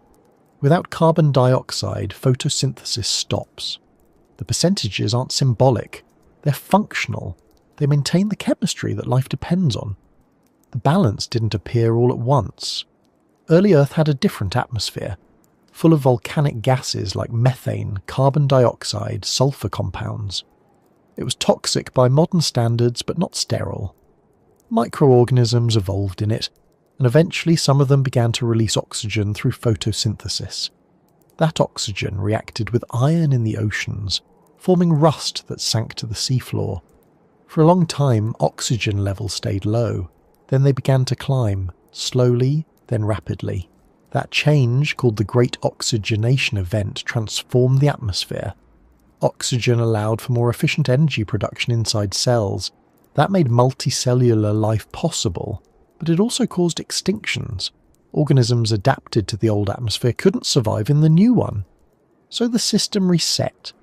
Life evolved again under the new rules, with new strategies. Oxygen didn't just enable complexity, it enforced it. Even now, the oxygen level is regulated, not by a machine, but by feedback between ecosystems, geology, and climate. Plants and algae produce it. Animals consume it. Fires reduce it. Weathering of rocks locks away carbon. Volcanoes release it. If one part moves too far in one direction, the others adjust. The result is not perfect stability, but bounded variation. It's a system that breathes in cycles, in pulses, in feedback. One of the most noticeable aspects of the atmosphere is its pressure. At sea level, it presses down with a force of about 14.7 pounds per square inch. That pressure keeps water in liquid form, allows for efficient gas exchange in lungs, and supports everything from the boiling point of liquids to the structural strength of biological tissues. If it were much lower, water would evaporate too easily. If it were higher, respiration might not work the same way. The pressure supports the conditions for life, and life, in turn, maintains the gases that set the pressure. The composition of the atmosphere also determines how heat moves around the planet. Some gases absorb and re-radiate infrared energy. These are the greenhouse gases: carbon dioxide, methane, water vapour, and others. Without them, Earth would be cold and lifeless. But too many, and the planet overheats. The system is dynamic. Greenhouse gases come and go, but the range stays mostly within the limits where life can adapt. Then there's the ozone layer, a thin region of the atmosphere that absorbs most of the sun's ultraviolet radiation. UV light is dangerous to DNA. Without that protection, mutations increase, cells die, life becomes unsustainable. But with just enough ozone, harmful rays are blocked while beneficial light passes through. The ozone layer forms naturally from reactions involving oxygen and sunlight, but it can also be damaged by man-made chemicals. That vulnerability isn't a flaw, it's a sign that the system is sensitive, tuned to specific interactions, reliant on a steady input of energy and chemistry. The atmosphere also moves. Winds distribute heat, moisture and particles across the globe. Jet streams steer weather patterns. Ocean currents interact with air currents. Together they move energy from the equator to the poles, balancing temperature and shaping climate zones. Without this movement, the tropics would overheat, and the poles would freeze completely. With it, the planet remains livable across a wide range of latitudes.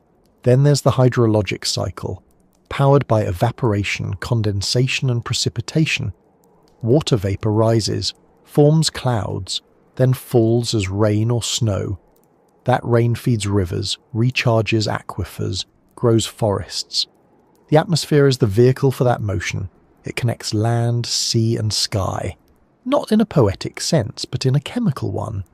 And it does so without needing central control. It works because of temperature, pressure, altitude, sunlight, physics, not planning. But the result looks like coordination. Atmospheric circulation also carries tiny particles, dust, pollen, microbes. Some of those particles affect cloud formation. Some carry nutrients across oceans. Some seed ecosystems in entirely new places. These aren't just side effects, they're transport mechanisms. They allow the biosphere to move, adapt, evolve. And through it all, the atmosphere remains just thick enough to matter. It extends about 100 kilometers up, but most of its mass is within the first 10 to 15. That narrow band contains everything we breathe, every cloud we see, every sound we hear. Beyond that, space begins. There's no sharp edge, just a slow thinning until there's nothing left. That thinness makes it fragile, but it also makes it functional. It allows sunlight through. It lets heat escape. It holds in just enough. This thin envelope is also what makes flight possible. Birds, insects, planes all rely on air pressure and lift. Even seeds and spores ride the air. The atmosphere isn't just a shield. It's a medium, a space where motion happens. And yet, despite all of this, the atmosphere doesn't call attention to itself. It's easy to forget that every breath is a product of planetary systems, that the oxygen in your lungs might have come from an Amazon tree or an ocean microbe, that the air around you is not just empty space, but the result of billions of years of feedback, adaptation, chemistry and motion. It's not that the atmosphere is conscious, but its behavior suggests structure. Not random drift, but cycles. Not stasis, but equilibrium. The kind of regulation that hints at a system with constraints, thresholds, memory. Even if the materials are right, even if the chemistry works, timing still matters. Not just in seconds or hours, but across vast scales. Seasons, cycles, ages. On Earth, things don't just happen. They happen at intervals, at rhythms. Some fast, some slow, some measured in the slow ticking of geological time. There's nothing mechanical about these cycles, yet they act like a clock, not built, but real. And it's that timing that keeps everything functioning. Earth rotates once every 24 hours. That rotation gives us day and night. It sets the pace for sleep, activity, photosynthesis. Every living thing, from insects to trees to people, has internal mechanisms that sync with that pattern. Circadian rhythms, hormonal cycles, flowering and feeding times. These are not just responses to light. They're programs shaped by millions of years of repetition. The planet turns, and life turns with it. The year too is fixed. One orbit around the Sun takes about 365.25 days. That motion, combined with the planet's axial tilt, creates the seasons. They're not just cosmetic. They shape migrations, trigger breeding cycles, regulate growth. Bears hibernate, birds fly, crops ripen. Even microorganisms time their behaviour to seasonal cues. That kind of coordination wouldn't be possible without consistent orbital timing. And the orbit itself is unusually stable. Earth's path around the Sun is nearly circular, with just enough eccentricity to cause variation in solar input without causing extremes. Some planets have more elliptical orbits, which leads to hotter summers and colder winters. Earth's near constant distance from the Sun keeps solar energy within a range that supports life year-round, even with seasonal shifts. But the planet's motion includes more than just rotation and orbit. There's precession, a slow wobble in the axis like a spinning top that takes about 26,000 years to complete. There's also obliquity, changes in the tilt angle itself, and variations in orbital eccentricity over time. These cycles, known as Milankovitch cycles, influence long-term climate patterns. Ice ages, glacial advances, shifts in rainfall. They're all tied to these deeper rhythms. The timing isn't perfect, it's probabilistic, but it's regular enough to shape history. Even the Moon participates. Its orbit affects tides, of course, but also the length of the day. Over billions of years, the Moon's gravitational pull has been slowing Earth's rotation. The days are getting longer, a few milliseconds per century. That's slow, but it adds up. A billion years ago, a day was closer to 18 hours. That matters for biology. It affects how long organisms can photosynthesize, how internal clocks sync, how heat builds and dissipates. Evolution didn't happen in a fixed frame. It adapted to a moving one. Other cycles run in parallel. Solar activity follows an 11-year pattern, with peaks and dips in sunspot numbers and solar radiation. That activity affects Earth's magnetic field, influences satellite systems, and possibly plays a role in subtle climate shifts. Geological cycles unfold over tens or hundreds of millions of years. The movement of tectonic plates, the opening and closing of ocean basins, the rise and fall of mountain ranges, even mass extinctions show a kind of periodicity, though the causes are still debated. Then there's biology itself. Inside every cell, molecular clocks run continuously, measuring time with proteins that rise and fall in repeating loops. These loops aren't just reactions, they're mechanisms that anticipate.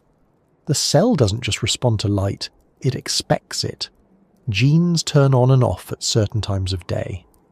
Repair systems activate when damage is most likely. Behavior isn't just reactive, it's timed. In humans, internal clocks regulate sleep, body temperature, hormone release, digestion. Jet lag is what happens when the internal time gets out of sync with the external one. Health problems can emerge when those rhythms are disrupted. The body needs consistency, not rigidity, but pattern. And that pattern comes from Earth's motion. Even reproduction follows cycles. Menstrual periods, gestation times, mating seasons, all linked, directly or indirectly, to light and time. Some of those links are clear. Others are buried deep in evolutionary history, shaped by ancient timing mechanisms that no longer serve obvious functions, but still tick in the background. And beyond biology, there's cultural time. Humans created calendars to track the sun and the moon. Agricultural systems depend on planting and harvesting at the right time. Religious rituals align with solstices, equinoxes, lunar phases. Our entire concept of timekeeping, seconds, hours, years, is built around Earth's movements. We carry watches on our wrists, but they're just miniaturized versions of cosmic rhythms. None of this implies control. The Earth doesn't know it's turning. The sun doesn't track its position. The moon doesn't count the tides.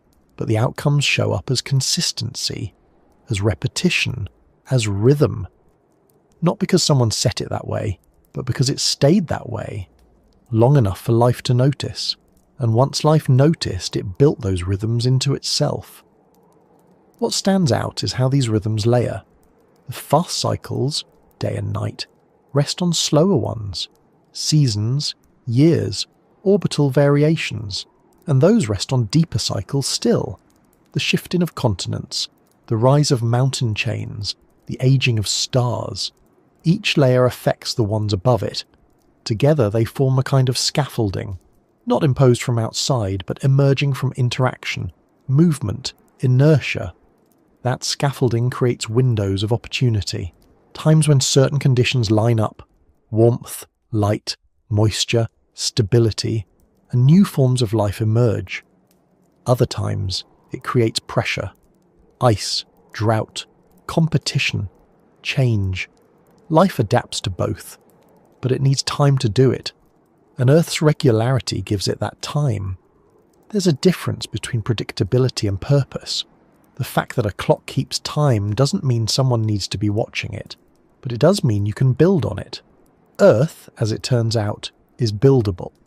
Life, weather, chemistry, culture, all layered on top of consistent timing, and none of it works if the pace slips too far off course. There are parts of biology that feel like they came together one improvement at a time. You can trace them, small changes, small advantages, slow shifts over generations. But then there are features that seem to leap ahead. Not because they're unexplainable, but because they work so well it's hard to imagine how they ever worked partially. The human eye is one of those. It's often pointed to as an example of complexity, a system with many parts, each dependent on the others. Light enters through a clear cornea. The iris adjusts to control brightness. The lens focuses the image. The retina converts photons into electrical signals. Those signals travel along the optic nerve to the brain, where the image is constructed. Not passively received, but actively interpreted. Every second, the eyes take in millions of inputs and sort them into motion, colour, contrast, distance, threat, comfort. What makes this more interesting is that the eye isn't just a light sensor, it's a dynamic optical system. The lens adjusts shape for near or far vision. The pupils widen or shrink in response to both light and emotional state. Tiny muscles track objects, stabilize the field of view, and coordinate with head and body movements. The eye doesn't work alone. It's embedded in a system of coordination and prediction. And it's not just the hardware. The brain adds layers of processing, edge detection, color correction, pattern recognition. It fills in blind spots. It stabilizes the world even while the head is moving. It interprets what's seen based on memory, expectation, and context. Vision is an interaction, not a direct recording. The usual explanation is evolutionary. Eyes developed from light-sensitive patches on early organisms. Over time, these patches became deeper, formed lenses, added muscles, refined focus. You can find versions of this process in nature today, from simple photoreceptors in jellyfish to complex compound eyes in insects to sophisticated vertebrate eyes like ours. Each step brings a survival advantage, even if the system isn't yet complete. That explanation holds up under study. But what's notable is how far the eye has developed, not just in humans, but in other animals too. Birds of prey can see UV light and detect movement at great distances. Some shrimp can see polarized light and detect colors we can't imagine. Cats and owls can function in near darkness. Squid have camera-like eyes structured differently from ours, but reaching similar functionality. These aren't weak, approximate versions of vision. They're tuned systems, fast, responsive, high resolution. And the eye is just one example. Echolocation in bats and dolphins involves sending out high-frequency sound pulses and interpreting the reflections. It's a full three-dimensional mapping system, done in milliseconds, underwater or in flight. Electric fish use fields to detect objects in murky environments. Some insects see in ultraviolet or infrared. Some snakes sense heat from warm bodies. These systems don't just detect, they analyze. They work in real time. They interpret noise as structure. Even something as common as the human hand is an engineering marvel. Multiple bones, tendons, muscles, nerves, all coordinated to produce fine motion. The opposable thumb allows grip and manipulation. The the fingertips can detect textures at a microscopic level. The coordination between vision and touch allows for precision that machines still struggle to match. Playing a musical instrument, typing on a keyboard, tying a knot, these aren't brute force movements. They're timed, tuned, and constantly adjusted. Some parts of the body regenerate, some self-repair, skin heals, bones knit, the liver can regrow after damage. Other parts don't repair as easily, neurons for example. But even there, the underlying design is efficient. The brain rewires, it forms new pathways, it compensates for damage. There's flexibility built into the system, not endless, but enough to survive. Then there's development. Every person begins as a single cell. That cell divides, differentiates, and organizes itself into tissues, organs, systems. The instructions for that process are embedded in the DNA, but the execution is three-dimensional, continuous, responsive. Cells signal to each other. They respond to gradients, concentrations, contact. The body isn't just assembled, it grows, from inside out, from simple to complex, while constantly checking, adjusting, and regulating. Certain processes are timed down to the hour, when organs form, when systems connect, when changes should happen.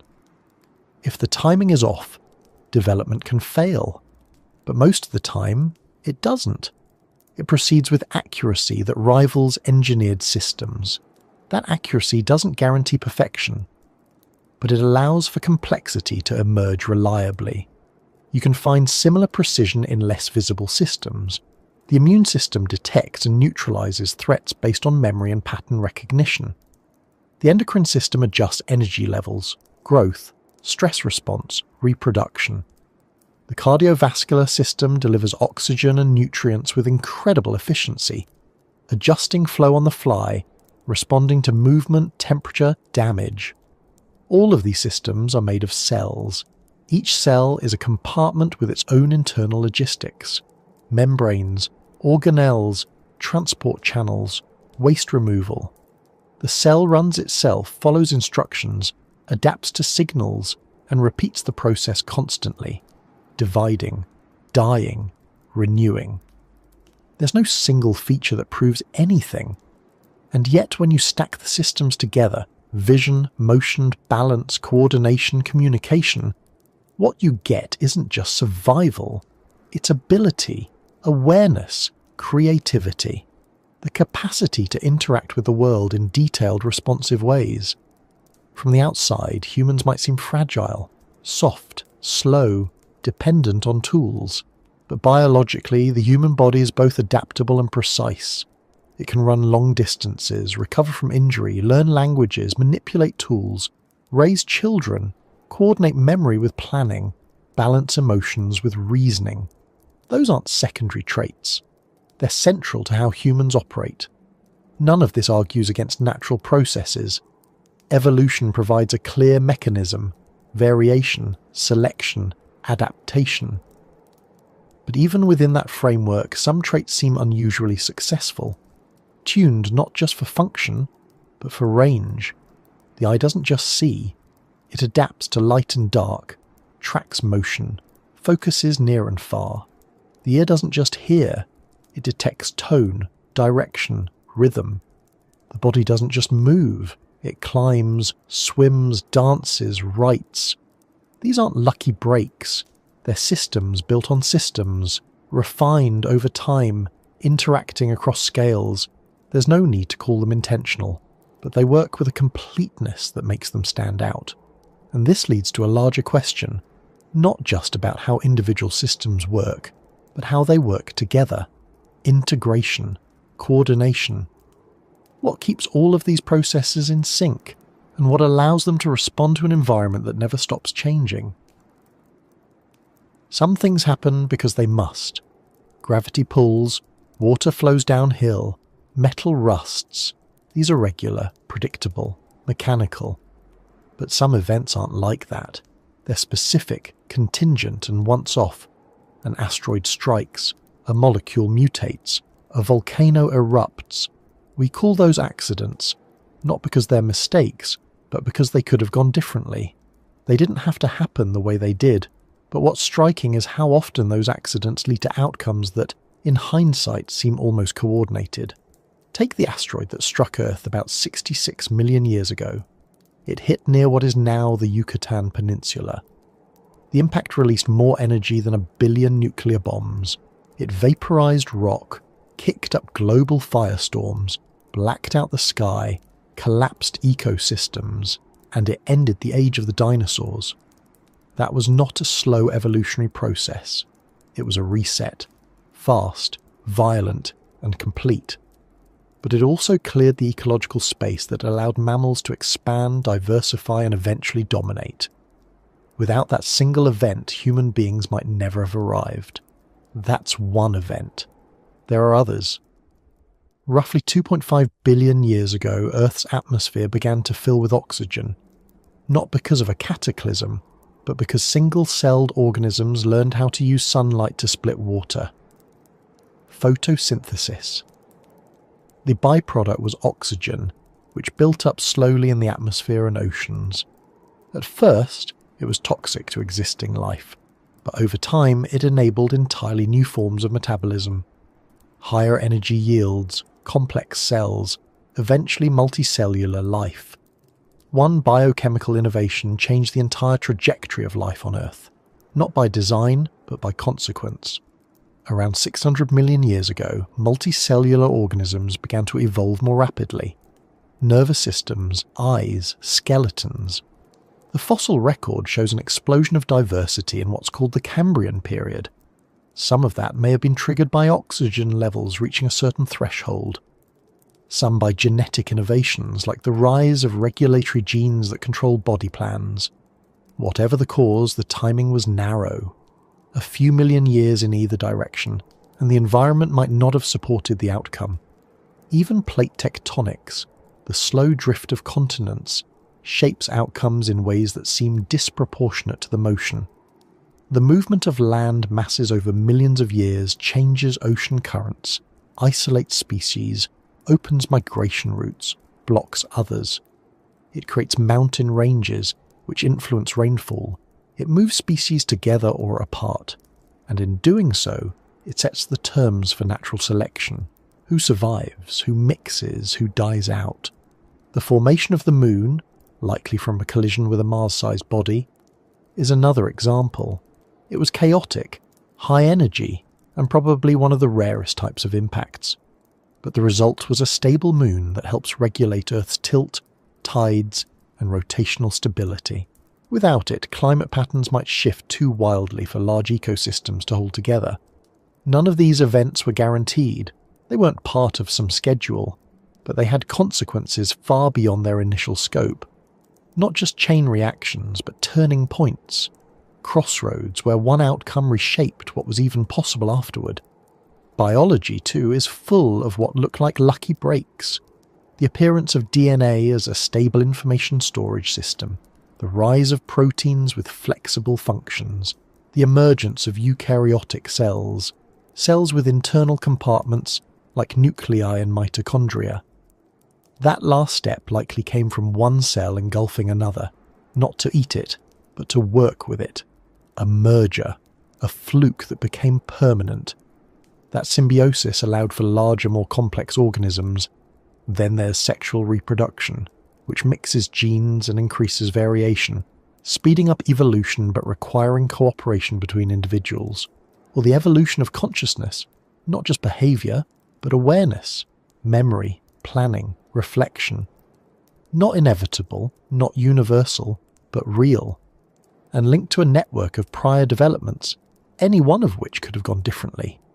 Even the human brain, with its layers of function, motor control, pattern recognition, language, sits on top of biological history that began with simple responses to light or touch.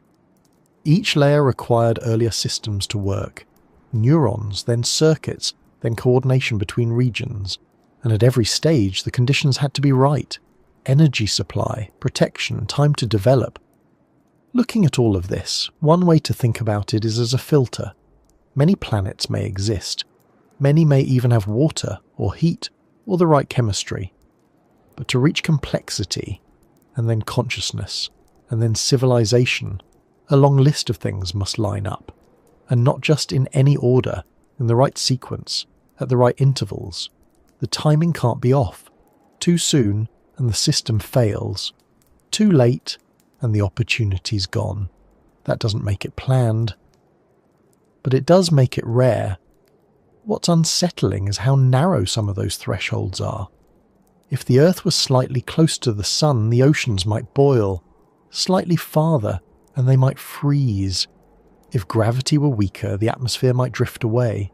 Stronger, and the planet might collapse into something uninhabitable. If the chemical properties of water were different, even slightly, cells might not hold together. If DNA didn't fold the way it does, replication would be unstable. If a meteor had hit 30 seconds earlier or later, the extinction pattern could have been different. When a system works, it's easy to overlook the dependencies. The supporting pieces vanish into the background. But when you break those pieces out and examine them, it becomes clear how much had to happen just to make the current version possible. Not perfect, but stable. Not ideal, but viable. The term fine-tuning often gets used here, but that implies intent. What's observable is precision, a convergence of variables that seems unusually compatible, not because each part is exceptional, but because their relationship is. Timing, chemistry, physics, events, all stacked in a way that leaves very little room for error. And yet the system holds, it evolves, it changes, it breaks and rebuilds, but it doesn't collapse. Earth's history is full of accidents, extinctions, collisions, reversals, shifts, and somehow those same events create new structures, more diversity, new pathways, higher complexity. It's not that the accidents are rare, it's that they keep resolving in ways that allow life to continue, sometimes narrowly, sometimes astonishingly. Long before telescopes, genetics, and data models, people looked at the world and asked where it came from. They saw the stars move across the sky. They watched storms, seasons, life, and death. And what they noticed most was regularity, patterns, cycles, things behaving in consistent ways, repeating across time. And when faced with regularity, the question that usually follows is, who or what made it that way? The earliest answers were personal. Gods, spirits, ancestors. Forces with names, intentions, and stories. In those systems, the world wasn't just a place. It was a creation. The mountains, the rivers, the sun and moon, even animals and people, all shaped by unseen beings who acted with purpose. Sometimes that purpose was benevolent, sometimes it was chaotic, but either way, it gave events meaning. A drought wasn't just weather, it was a message. A gift wasn't just luck, it was favour. Those ideas weren't random. They came from trying to understand something bigger than the individual, something that moved according to rules, but that also responded to behaviour. And while modern science has replaced those explanations with models built on observation and testable predictions, the core impulse, to look for agency behind structure, hasn't disappeared. It's just changed format. In ancient cultures, design was linked to divinity.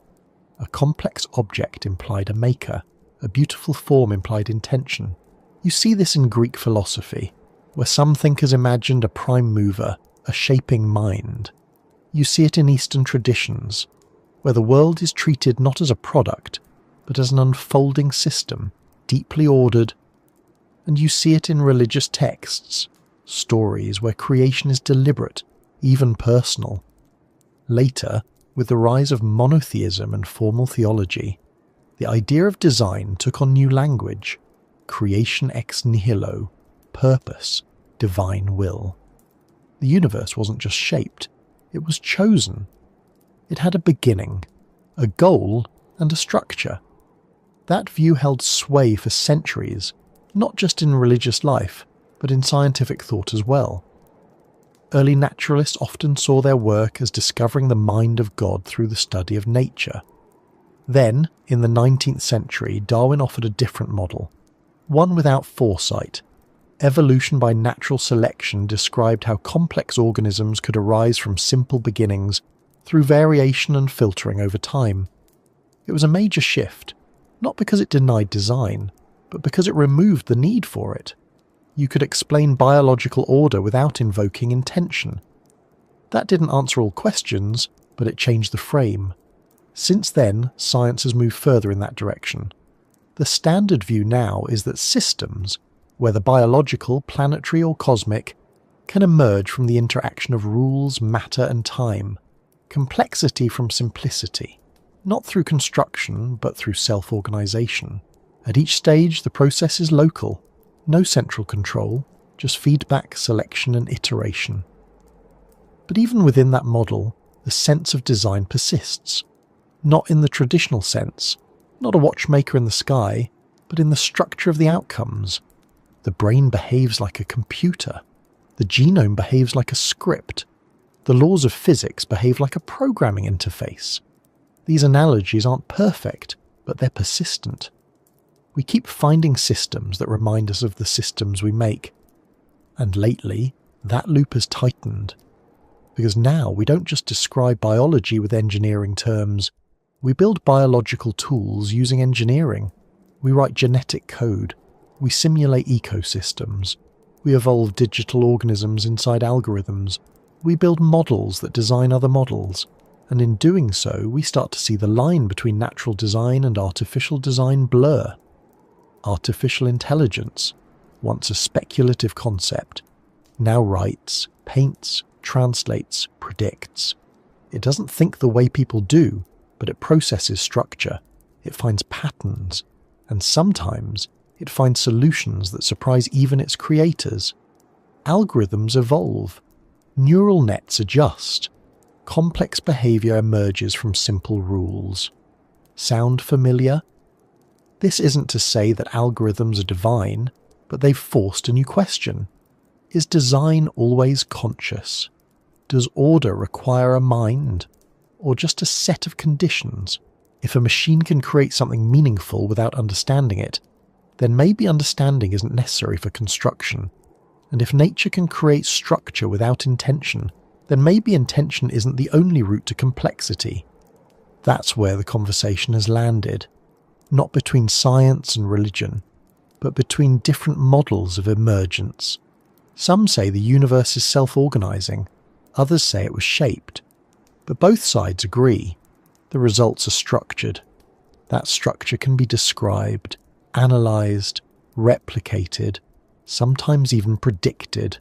And it runs deep, from physics to chemistry, from cells to consciousness. What's changed over time is how people talk about it. We no longer frame the world as built by hands. We talk about systems, about constraints, thresholds, probabilities. But the core idea, that function implies form and form implies cause, still drives much of the curiosity. It shows up in everything from simulation theory to the search for extraterrestrial intelligence. If something works too well, we look for a reason. The difference now is scale. Ancient explanations stayed on Earth. Gods of rain, gods of fertility, gods of war. Now the questions reach further out. Was the universe itself configured to support life? Do other configurations exist where life fails? Are we the result of random sorting, or are we in a scenario that favours observers because only observers can notice it? That idea, the anthropic principle, doesn't answer the question. It reframes it. If you're in a universe where life exists, it's no surprise to find yourself able to observe it. But that doesn't explain why the universe permits observers at all. And so the cycle continues. From gods to algorithms to simulation hypotheses, every version of the question comes back to the same point. The outcomes look like something that works, not always perfectly, not always gently, but with a level of precision, integration and timing that resists easy dismissal. It started as metaphor. We describe the brain as a machine, DNA as code, the cell as a factory. These comparisons weren't literal, but they helped explain things. They offered structure, a way to picture what couldn't be seen directly. But over time, the metaphors started to look less like illustrations and more like mirrors. As our digital systems grew more complex, they didn't just resemble biology. They began to behave like it. Simulations started small. A few rules, a few moving parts, a digital ant following a scent trail, a flock of virtual birds aligning in flight. But even in those early experiments, something interesting happened. Out of simple instructions came complex behavior, not because it was programmed, but because the conditions allowed it. Interaction created emergence. That principle now powers everything from video game worlds to climate models.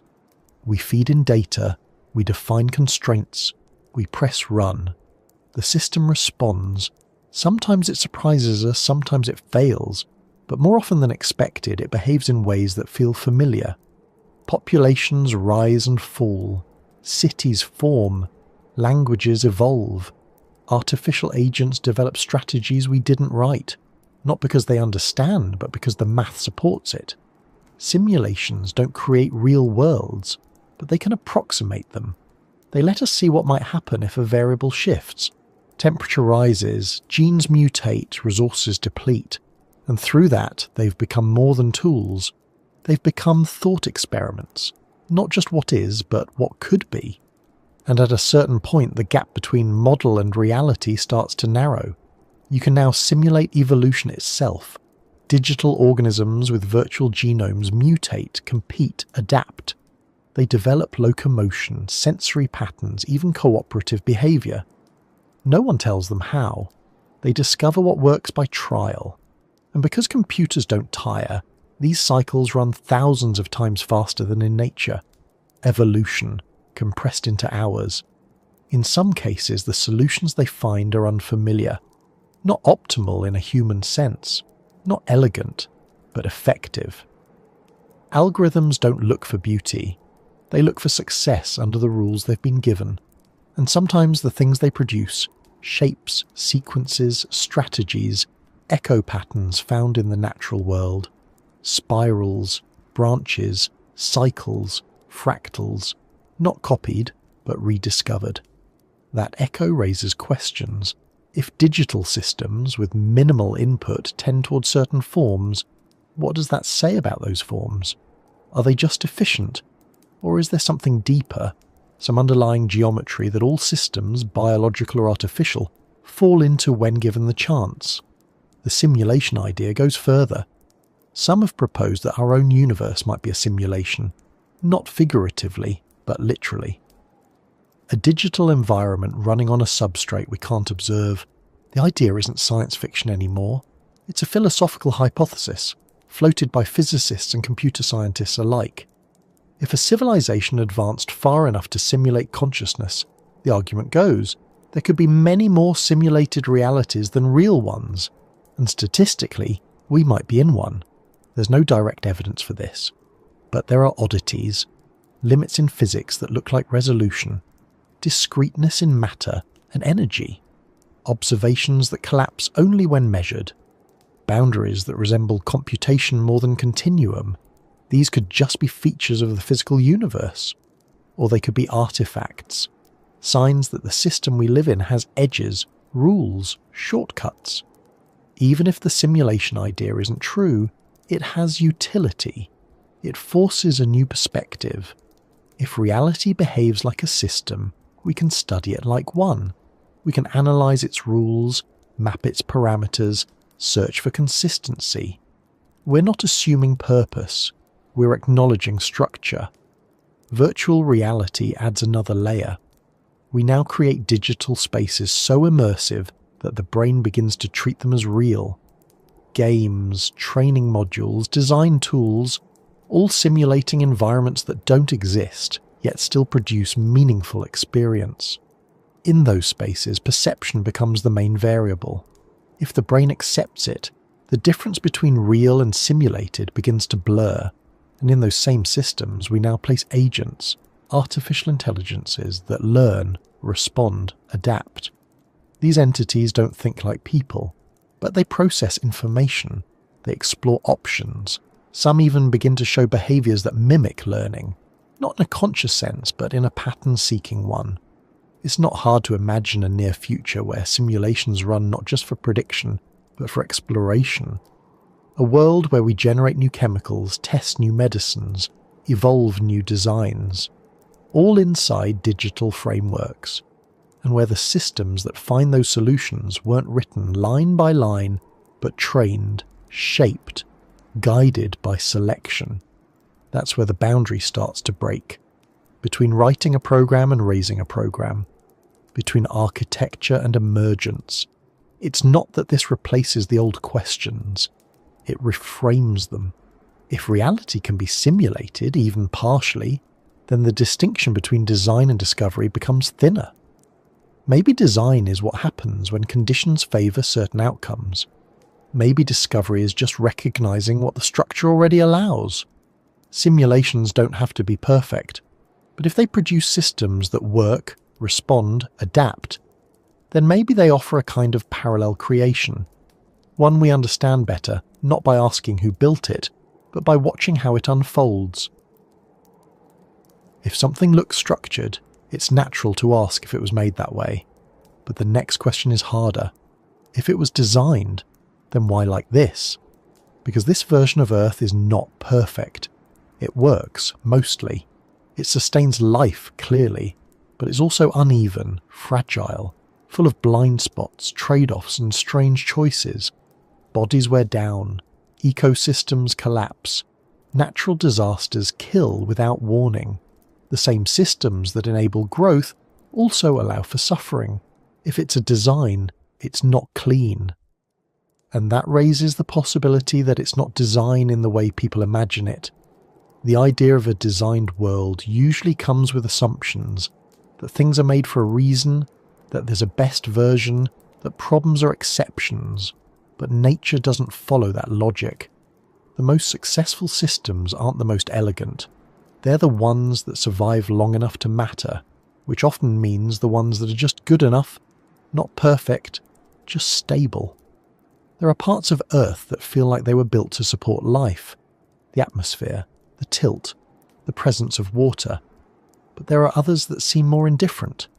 Earthquakes, viruses, genetic diseases, predators that evolve faster than prey that suffer without evolving at all, extinctions that wipe out entire branches of life before they have a chance to adapt. These aren't flaws in a blueprint. They're features of an open-ended process. Even in the human body, so often described in terms of precision, there are structural compromises. The spine, inherited from creatures that walked on 4 legs, struggles with the demands of upright posture. The eye has a blind spot where the optic nerve exits the retina. The trachea and esophagus share a path leading to a constant risk of choking. The brain, for all its capabilities, is prone to distortion, addiction, delusion, degeneration. Evolution explains this. Structures adapt slowly, often through reuse. A solution that works gets copied and modified, not redesigned from scratch. That leads to inefficiencies, overlapping functions, unnecessary complexity, vestigial organs. But it also leads to flexibility. A design that's good enough doesn't need to be optimized. So if we're talking about design, maybe it's not the kind we're used to. Not planned in advance, not guided by a single objective. Maybe it's more like emergent architecture, shaped by constraints, feedback, accident. In that frame, why like this becomes, why does this version keep surviving? Which is a different kind of question. There's also the issue of scale. Some patterns only look messy from up close. Zoom out and the rough edges blend into structure. Climate systems fluctuate, but over long periods they stabilize. Ecosystems collapse, then reform around new species. Genetic diversity creates vulnerabilities, but it also creates resilience. Life, as a whole, has lasted billions of years. That's not a sign of perfection. It's a sign of durability. but it still leaves room for wonder and for discomfort. Because for all the systems that seem finely balanced, there are just as many that seem arbitrary. Why does reproduction rely on randomness? Why do beneficial mutations take so long to spread? Why are so many parts of nature locked in cycles of violent starvation, competition? The answer, from a design perspective, might be that suffering isn't a flaw, it's part of the mechanism. Pressure drives adaptation. Scarcity drives cooperation. Failure drives novelty. But that explanation carries weight. It implies a kind of moral distance, a system that works by letting parts of itself break. Humans tend to imagine better versions, a world without pain, without aging, without extinction. A body that repairs itself fully, a planet without tsunamis or drought. In those imagined worlds, the question flips. If Earth was designed, why wasn't it made more like those? The response might be that trade-offs are inevitable, that complexity requires risk, that evolution, or any self-modifying system, can't be tightly controlled without losing the ability to grow. But that's speculation. It assumes goals, and the patterns we see don't clearly point to one. They point to survival, not direction. In technology, humans design systems toward specific ends: speed, efficiency, safety. But nature doesn't optimize in those terms. It adapts for what works under pressure. That means some things are elegant, others are awkward. Some parts are ancient, others are improvised. The brain is powerful but also vulnerable. The immune system is adaptive but also reactive. Intelligence allows for planning but also for anxiety. There's no consistent theme, no single idea that ties it all together. Just a history of forms that seem to build on what came before without ever fully restarting. If there's design in that, it's not centralized, it's distributed, layered, maybe even unconscious. The idea that Earth was designed doesn't require it to be perfect, but the reality we see, full of beautiful systems that sometimes fail in brutal ways, suggests that if design is present, it's operating under different rules, not human logic, not human goals, possibly not even human values. It's also possible that we're asking the wrong question, that design and randomness aren't opposites, that structure can arise without being imposed, that feedback, replication and memory are enough to produce apparent intention. In that frame, why like this becomes less about meaning and more about consequence, not who chose this, but what made this sustainable.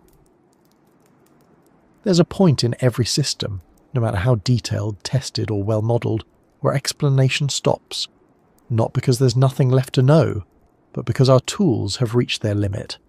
And when that point comes, something else moves in. Sometimes it's silence, sometimes it's questions, and sometimes it's belief. Science works by building boundaries, measurable, repeatable, observable. It deals with what can be tested. Gravity isn't a theory because someone believed in it. It's a theory because it predicts what will happen next. Same with thermodynamics, evolution, electromagnetism. The strength of science isn't in what it says about meaning. It's in how well it handles prediction. But people don't live only on prediction. They live on story, on purpose, on connection. And when those things can't be found in the equations, they're often found elsewhere, in frameworks that offer more than mechanisms, that speak in terms of why instead of how. For some, that's religion. For others, philosophy. And for many, it's a blend of the two. Tradition shaped by culture, family, language and history. Systems of thought that help explain not just how the world works, but what the world means. And those systems don't disappear when science advances. They evolve alongside it. Physics, at its edge, begins to resemble philosophy anyway. Quantum mechanics doesn't just describe particles, it describes probabilities, observation, uncertainty. General relativity doesn't just explain motion, it rewrites the shape of space and time. These are not intuitive ideas, they stretch human language. They resist visualization, but they're real, confirmed by experiment, embedded in technology, guiding our understanding of the universe. And yet, even these models break down. We don't have a single theory that unites gravity with quantum mechanics. We don't know what dark matter is. We don't know why the constants of nature have the values they do, why the charge of the electron or the strength of the nuclear force fits exactly into the pattern that allows atoms to exist. These aren't small gaps, they're fundamental. Into those gaps, people bring meaning. Some say the universe simply is. No deeper reason, no hidden message, just a structure that happened to work, a roll of the cosmic dice that came up livable. Others see intention, not in the details necessarily, but in the fact that anything exists at all, that laws hold, that minds emerge, that order repeats itself in ways that allow reflection. Neither view can be proven, and neither one has to be. They're not models in the scientific sense, they're lenses, ways of interpreting what science observes. What makes this space between science and faith interesting is how many of the same questions live in both. What is time? What is consciousness? What existed before the beginning? Where does order come from? These aren't spiritual questions by default, but they become spiritual when the answers turn into values, into identity, responsibility, purpose. Even belief in science requires a kind of trust. Not blind trust, but trust in method, in integrity, in the assumption that reality behaves consistently, that measurements matter, that cause and effect are more than illusion. These aren't beliefs in a supernatural sense, but they're still foundational. Science doesn't prove itself from the outside. It's a system that works because it assumes the world can be known. Faith, in its many forms, works differently. It doesn't require observation. It holds when evidence runs out. It offers story where data stops. That doesn't make it less real. It makes it suited to a different kind of question. For much of human history, science and faith weren't separated. Early scientists were often driven by religious motives to uncover the workings of creation, to see the hand of God in the laws of nature. It's only in the past few centuries that the two have been framed as opposites. In practice, most people don't live strictly in one or the other. They live in the blend, trusting science to describe how, while turning to other systems to ask why. The interesting part is where they overlap. When faith tries to make scientific claims, it often runs into conflict. But when it speaks in metaphor, mystery, or meaning, it fills spaces science doesn't reach. And when science enters those same spaces, speculating about multiverses, simulations, or the nature of consciousness, it starts to sound like belief itself. This isn't failure, it's boundary testing. A sign that curiosity continues even after the models end. Many physicists acknowledge this openly. They describe the laws of the universe as elegant, surprising, or beautiful. They talk about simplicity hidden under chaos, symmetry breaking into complexity.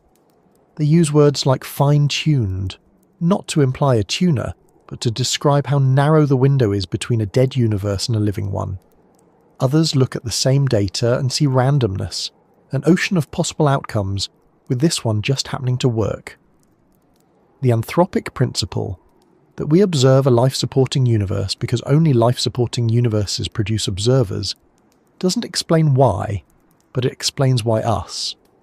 Still, the question remains, is the precision we see a fact of nature, or a reflection of how we interpret it? Are we reading meaning into structure, or are we uncovering meaning that's already there? That's where belief steps in.